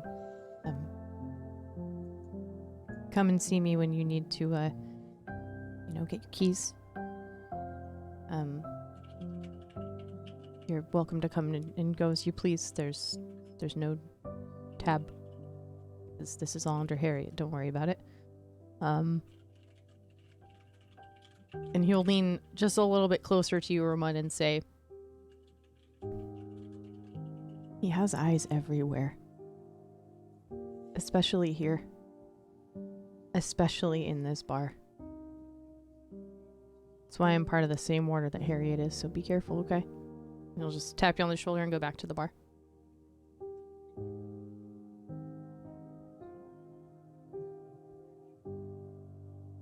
Do I know what order Harriet is part of? She hasn't been explicit in what she's said is the name of the order, but you would understand that they're mostly just a network of people looking to harbor individuals that are hiding for whatever reason. Okay.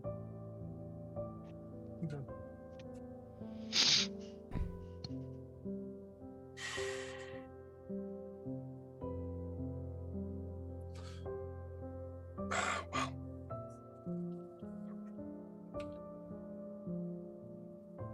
yeah. Sorry, it's not easy talking about any of this.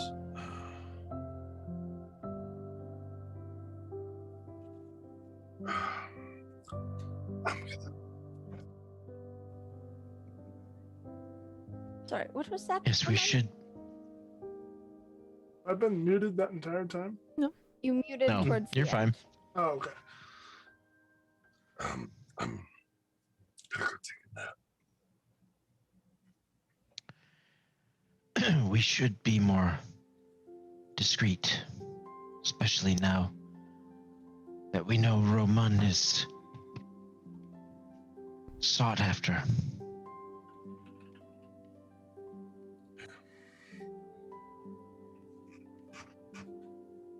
If we need privacy, we can always seek out my order, and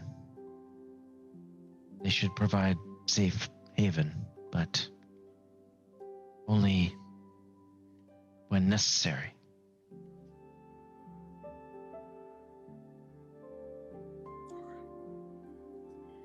Very well. But it seems that we have an evening engagement, and if the rumors are to be true, should we not prepare ourselves for a bit of a fanciful occasion?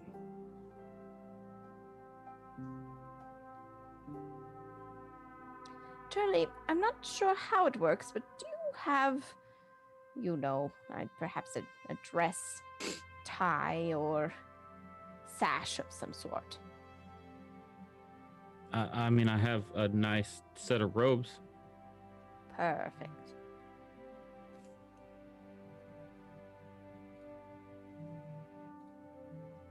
Is the place we're going to that fancy that I need to break him out?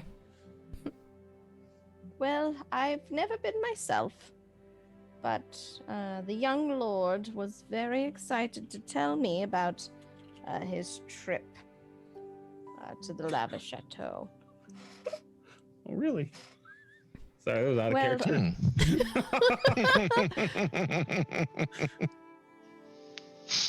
I'm sorry. I'm assuming you think that I'm speaking of my ward. I'm not. That would be horrible. He is a child.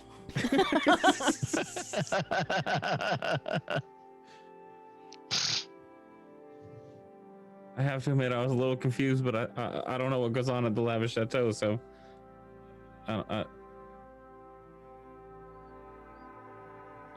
Actually, that's not true. I'm sorry, I gotta retcon that. Yeah. Turley would know. He's a tourist. For sure.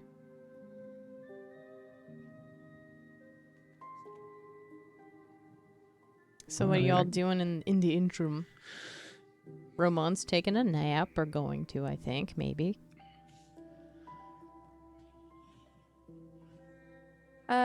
Harrison would, if Turley, it would continue to play this game with Turley, as long as Turley wanted.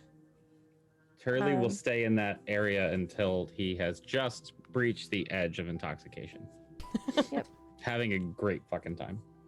Yeah, Harrison would just continue to play cards, and kind of watch as people came in and out, in his mind, kind of pondering a different life than the one that he chose, as he continues to 3 in a row, Turley. You're quite on a roll. I mean, once you get the basic strategy of a game, it's actually pretty easy to pick up how things work together and manipulate it. I could teach you, if you want to, how to play this game better. Harrison thinks that's rather funny. Yes, Turley, I would very much like to learn how to play better.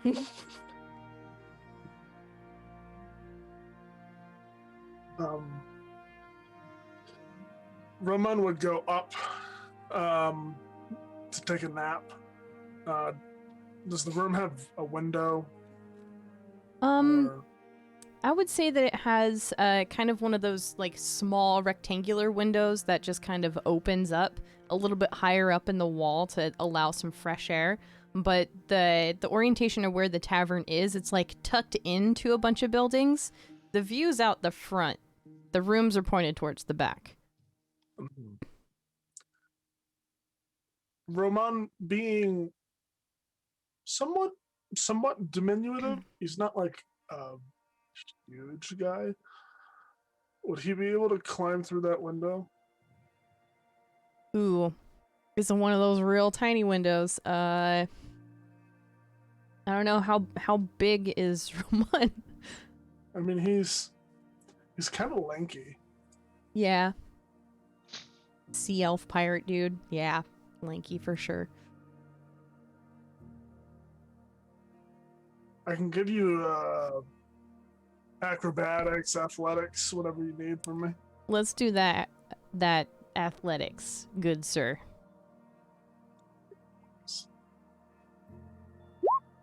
$18. Nice. All right, so you kind of push the bed underneath the window. There aren't that many adornments in this room. There's the bed, the window. There's like a side table on the other side of the bed and a chair in the corner. You would have noticed like the chair is way too small to get you up there, but you shove the bed underneath the window and like climb up on the frame, and are just barely able to grab it and like hoist yourself up and through this just tiny little rectangle of a window. It is a tight fit. You're gonna have to leave something behind. You're either gonna have to leave behind your bag or your weapons. You choose. It's in the bag. Cool. He never arts with his weapons. Cool. Then it's an extremely tight fit as you finagle your way through this window and make sure that your weapons don't like dislodge from their hoists and holders and all that fun shit. But you make it on the other side of the window. Where are you going? Well, knowing that he is a wanted man here, and he's wanted on both sides of the law, Roman would like to, as stealthily as possible, make his way to a shop Okay. that would be able to. Does he know of any glass blowers here? Ooh. You might have to go a little bit further north in the city in order to That's find fine. that, but That's yeah. fine. Yeah. So he's going to, as stealthily as possible, make his way north. And he is going to go to this glass blower. And he is going to, we don't necessarily have to RP this, but he is going to put in for he's going to commission a spyglass. Oh, okay. Cool. I like it. Smaller and with brackets on the bottom. Mm-hmm. Smaller with brackets. Can you describe this for someone who can't quite grasp what you're trying to do here? I can. He is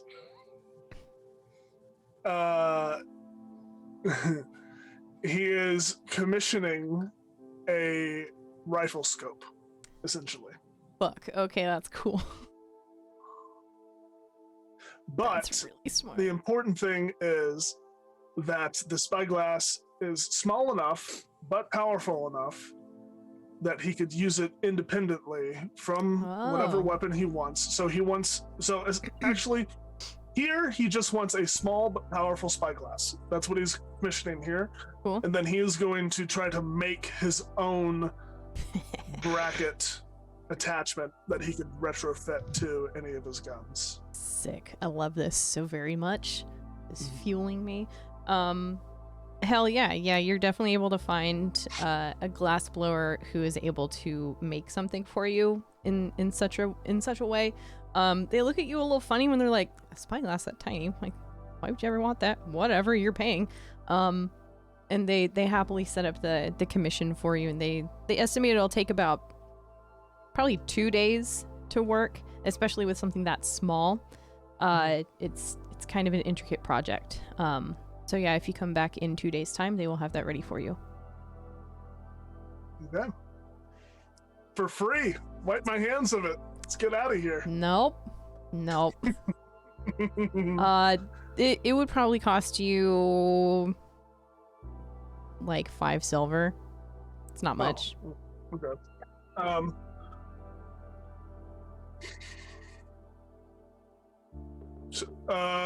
Then yeah, he's also going to if it's just going to cost him five silver, he's going to ask if he can make him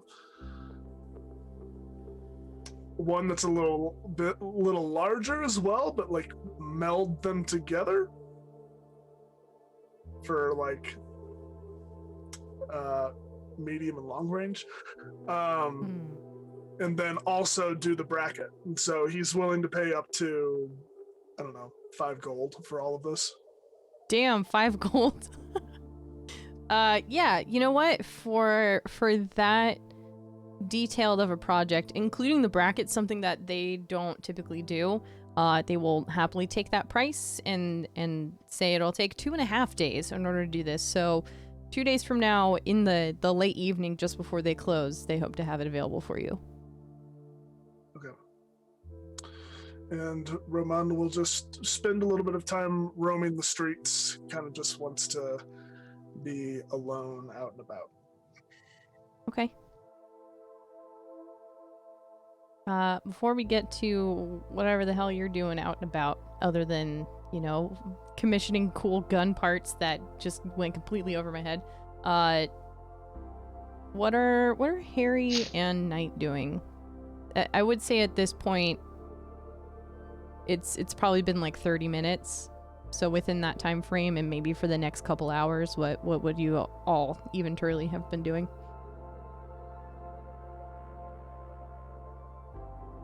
Again, Harry would have been playing cards until Dope. Turley didn't want to play cards, and just kind of observing around. I lie. And then at one point he'd be like, wait, Ramona's taking a nap? Maybe he was tired. I don't know. Turley, elves don't get tired. And he would, putting those two together, would go up and try to find Roman. Turley would stay at the table and flip over Harry's cards and start playing the game against himself. That's adorable. Is Knight following along? Is he chilling at the table? No,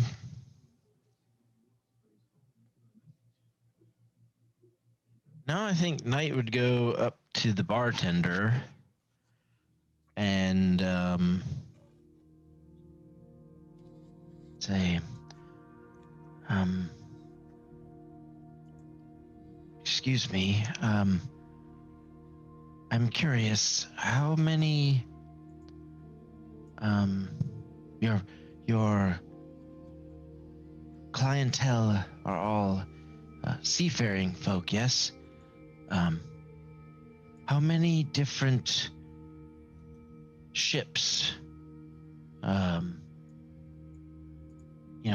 the people in here would work on would be in port at any given time, say in the last 2 weeks?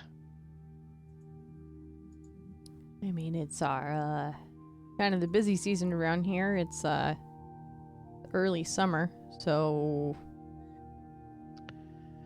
gosh. Oh, forgive me, but I don't know if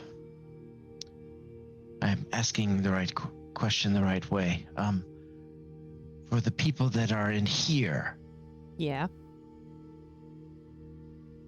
certainly they don't dock often in the city. This area, you'd be surprised. They're in and out at their leisure. I'm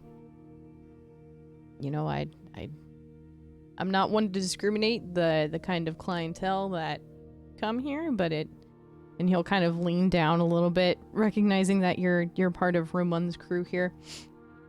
It does help a little bit with the old networking job that we've got.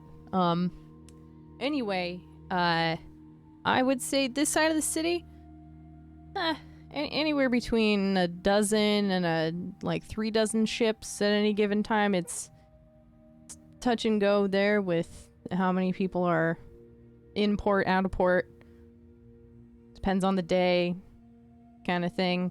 Are you looking for anyone in particular?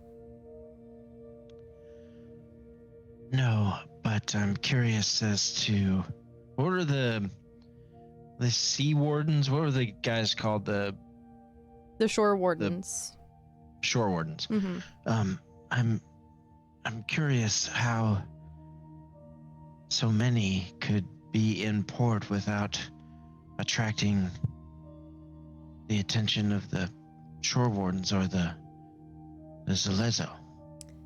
I mean, Nicodranas is kind of a weird battleground for that kind of shit. We've got the Clovis Concord here and their shore wardens, making sure everything's good in the ports. There's a Lezo out in the city, and then we've got the Crown's Guard kind of up towards the northeastern side, patrolling that area.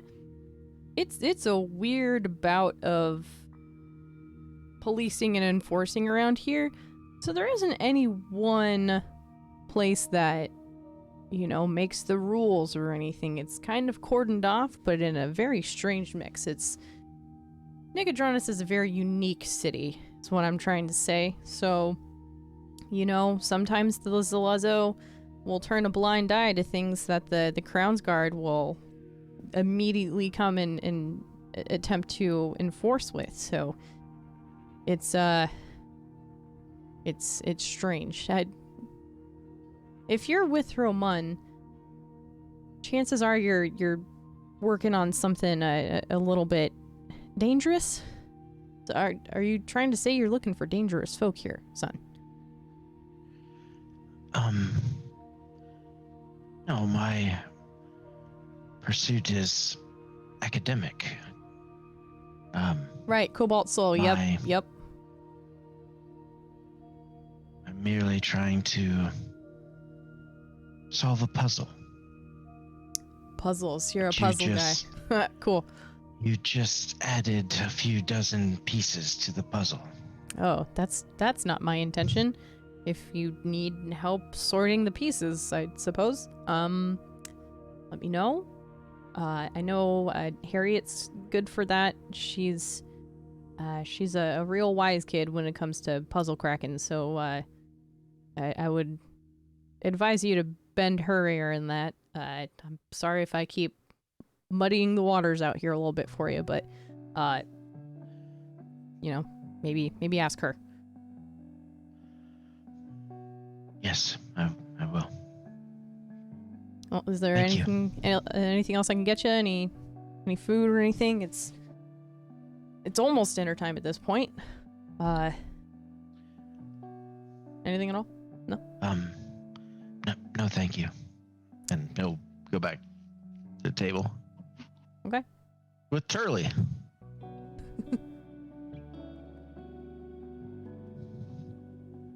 Well, welcome back. Did you bring me another beverage? I did not. Oh, I just thought that's what you were doing over the bar. No, that's fine. I was preoccupied. My apologies. It was rude of me. No, not at all. I thought that you were at the bar, so I thought that's what you were doing. It's absolutely fine. I was asking about ships of questionable employ and docking. Apparently they aren't very stringent around here with pirates. Really? So you think all major kind of port cities like this and Port Tamale would be a little bit stricter about stuff like that, wouldn't you? That is what I thought as well, but apparently not.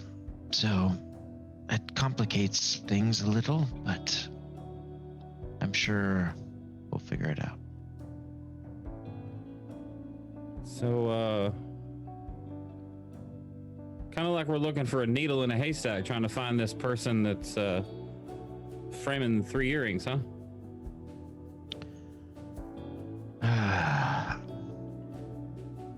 Very aptly put, Turley. Yes. Yeah. Well, maybe Ramon's contact can get us a little more information, because I'm in over my head, so to speak. I don't really know I don't know much about this world. I'm kind of just here for moral support, let's say. Yes, I mean, I do not know much about pirates in the sea, so we will need to rely on others for that kind of hierarchical information. Yeah. No doubt. I don't know much about the sea myself. You'd be surprised. Turtle not knowing much about the sea, but we actually don't have much to do with water. Can't even swim that well. I can float like a motherfucker, but I can't swim. It is very curious, Turley. You are also a puzzle. Well, I try to keep people on their toes, I guess. I'm very good on my toes. I noticed. I was really impressed when we were fighting all those things on that island. You were running around like crazy.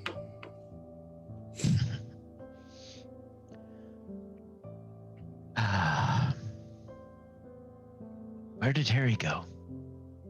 He said something about Ramon taking a nap, and that doesn't make any sense because he said because he's an elf and elves don't nap, but I really don't know much about that.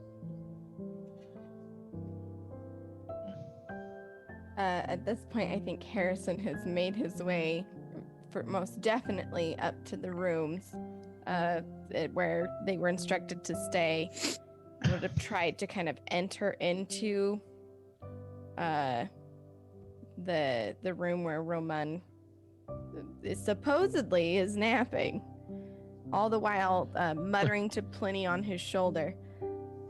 I don't know why it didn't strike me sooner. I guess I was just trying to figure out the next move and was caught up. And this is the problem, Pliny. This is the problem. You lose focus. You stop paying attention. Roman knocks on the door. Roman, are you in there? And he tries the handle. Roman, is the handle locked or unlocked?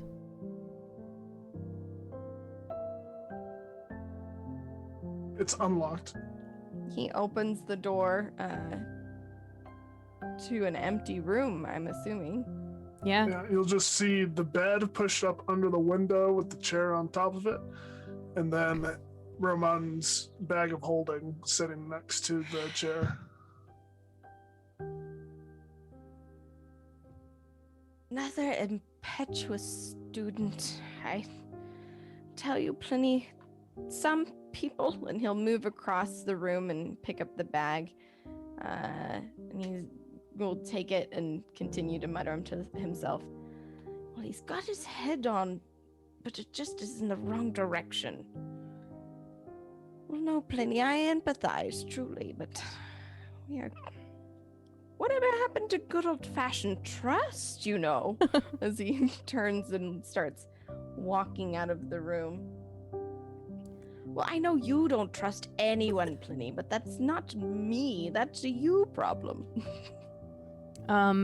As Harry comes out of the room, let me describe how it looks a little bit.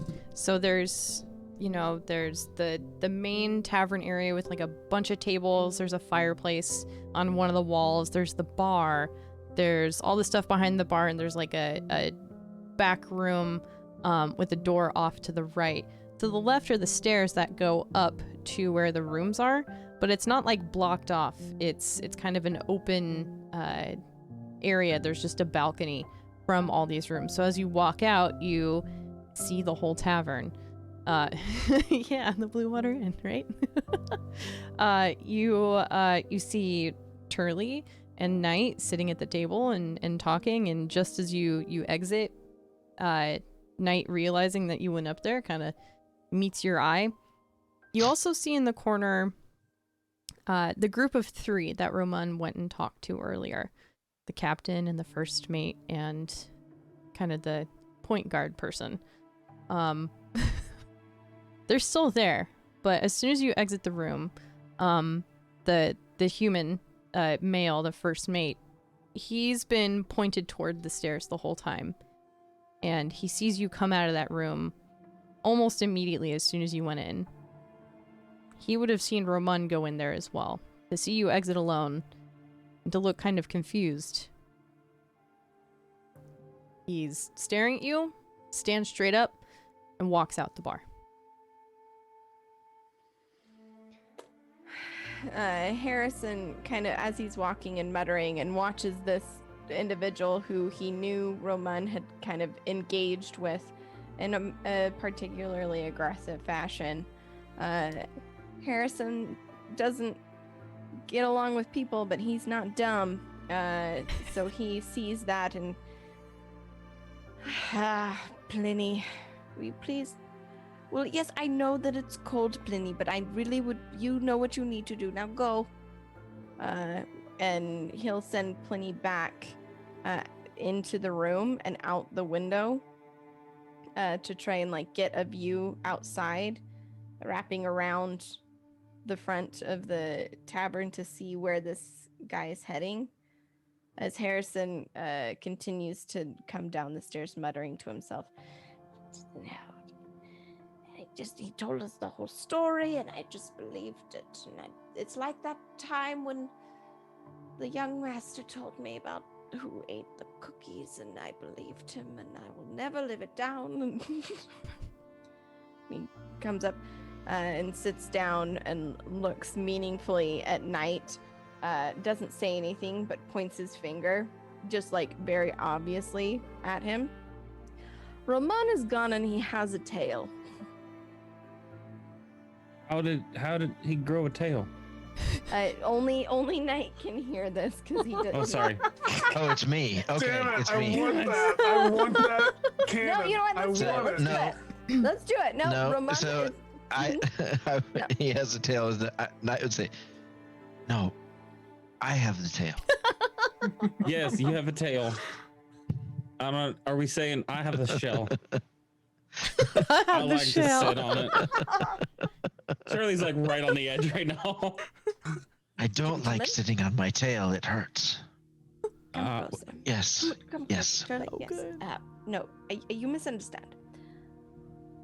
Roman has escaped, has left via a window, and a less than friendly person from that table over there, where I'm not sure if you noticed, but Roman was rather rude, has now left in pursuit, and he'll kind of put his cock his head to the side.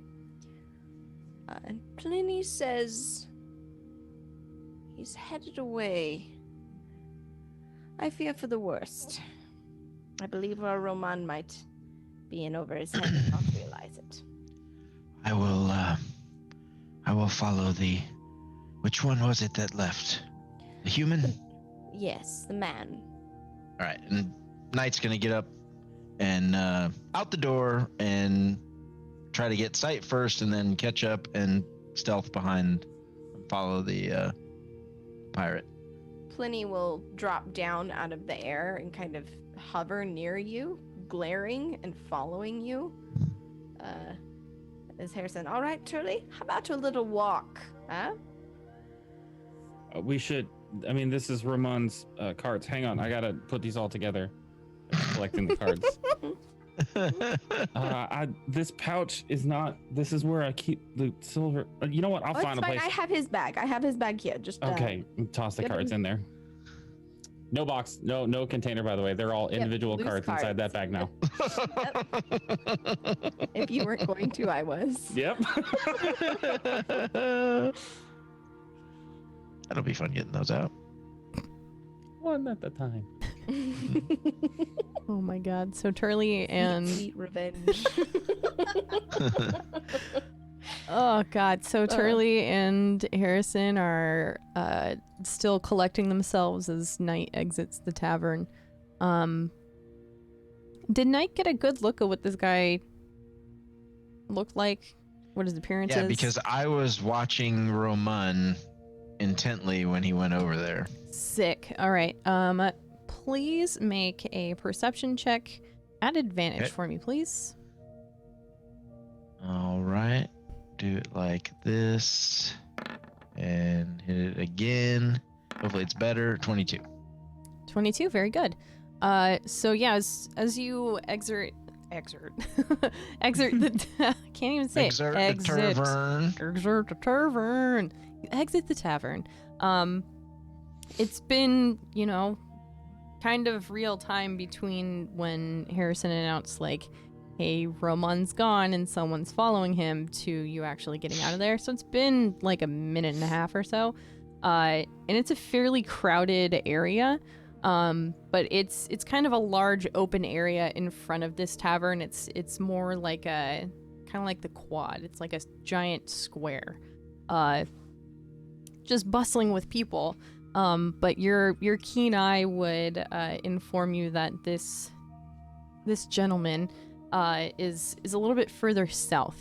And you see Pliny kind of hover up in the air a little bit higher. Look towards the individual and then back down to you and kind of nod in agreement that, yep, that's who we need to go and follow. And yeah, you're able to follow this individual. He kind of skirts around. You see him kind of pop his head up every once in a while, trying to keep a low profile, but he's definitely looking for someone or something. You don't know. You know. You tail him for probably about 10 minutes as he roams up and down these streets and corridors and alleyways, all very obviously looking for something, to the point where you see him turn a corner very suddenly, and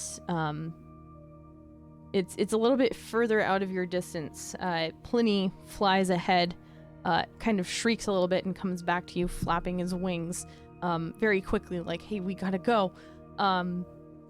As you run down this small street and kind of around the corner, you see the man. You see him laying on the ground. And you see Roman standing above him, his sword plunged in his chest.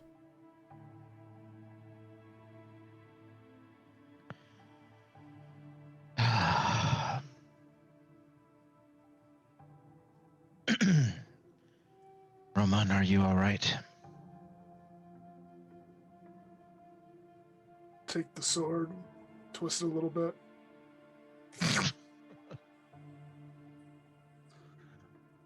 And sheath it. Fine. That's where we're gonna end. With murder! Oh, Murder! with a killing Come of some on. sort. Come on. With this very hopeful music, I guess. The Hell playlist. Jesus. It's very good. So good. It's very So fun. good. Oh man, Epidemic Sound, guys. Not sponsored. Love them very much, though. Oh, anyway, so that was this episode session trauma response to D&D Beyond the Tides for this episode. Thank you guys for hanging out. Excuse me, watching, chatting, all the support from you guys. It really means a lot. Just being here, lurking as such. Super cool. Thanks, everybody. We're gonna go around the horn here and reintroduce ourselves for anyone that might be new in chat. Say who you are, who you played, what you got going on in the near future. And yeah, we'll start with Sarah. Hi, I'm Oserix Franco, and I played Harrison Gandazar, the High Elf Wizard. He... Gosh.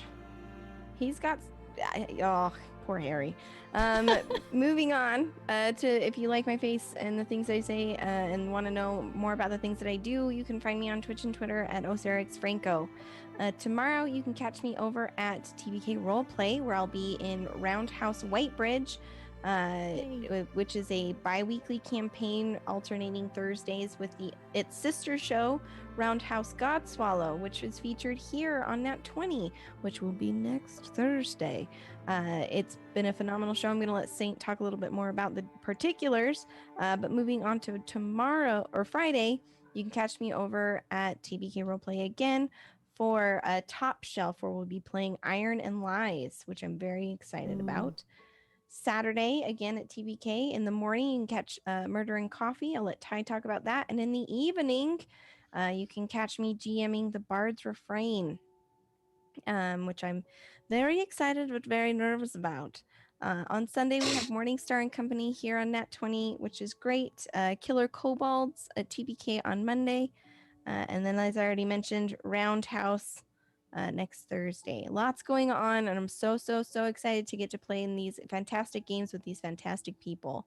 Passing it on over to Chum. All right. I am Chum Nation. I've been playing Knight, the Tabaxi monk. Didn't get to do much dope monk shit. Looks like Tyrant rolled me in that one earlier, so that was pretty good. But maybe next time. But yeah, so yeah, I'm in Morningstar on Sunday, so playing Barris the Warlock, and then on Roundhouse Godswallow next Thursday. So Sarah's much busier than me with this stuff. Like, listen to her rattle off all the things. Man, wow. All right, cool. I'm underachieving. So, but anyway, no, I love it. I love it here. I love these games. I love these peeps. All right, Tyrant. Hello, everyone. I am Tyrant. You can find me everywhere at Dr. Tyrant. I played Ramon Thale, the Sea Elf Fighter Rogue. He's a murderer, guys. Come on. Sure. What do I have tomorrow? I will be back on TPK, playing in Roundhouse Whitebridge.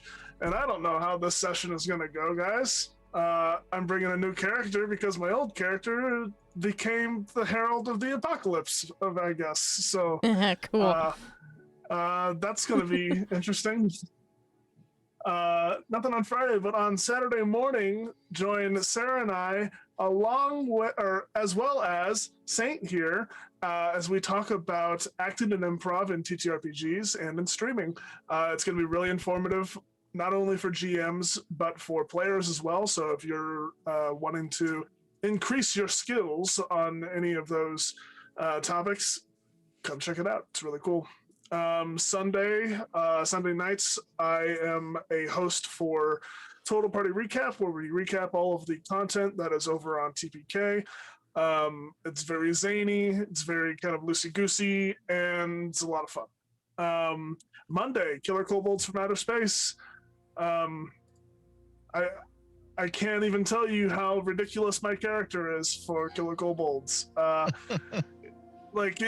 those of you who have seen some of my Smash Cut characters, it's crazier. So it's come on. It's gonna be nuts, dude. How is that possible? And then I think that's it. Someone's gonna be mad at me if I forgot something, but that's all I can remember. So Fair. Busy guy. Hey, that's me. I'm next. Hi, I'm DMF Saint. You can find me on Twitch and Twitter at DMF Saint. I also run things over here at Nat20. I also stream on my own channel. You can find me on all the things that everyone has mentioned already. Tomorrow night is Roundhouse Whitebridge. Next week is Roundhouse Godswallow. Both campaigns have rounded the corner now.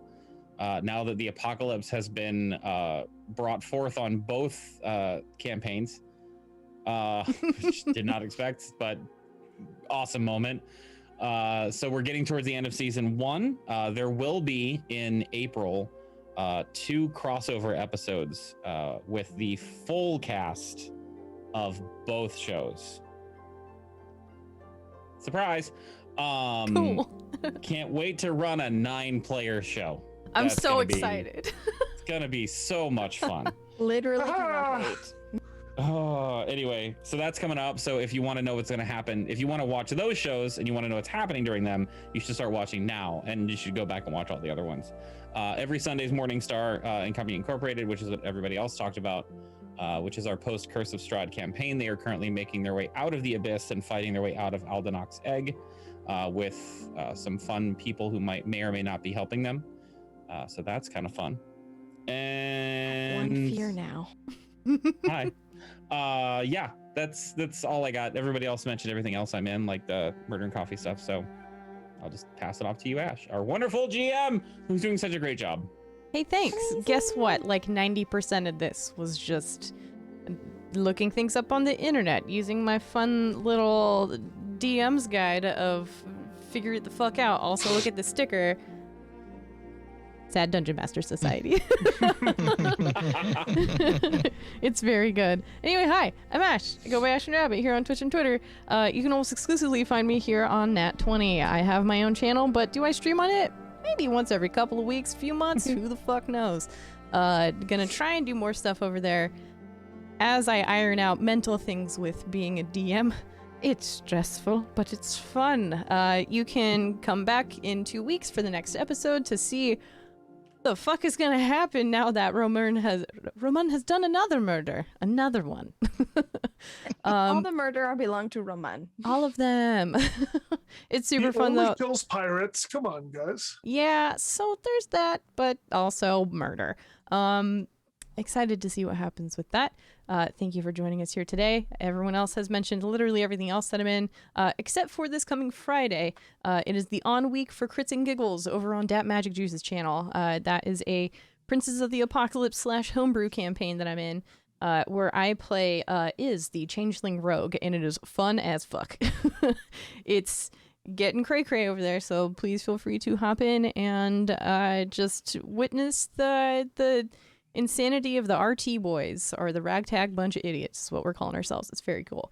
Thank you again for joining us here tonight. If you haven't followed the channel already, please do. If you want to follow everyone else here, please do. And we'll see you Sunday for Morningstar. All right. I'll see you guys later. Bye-bye. Finger guns.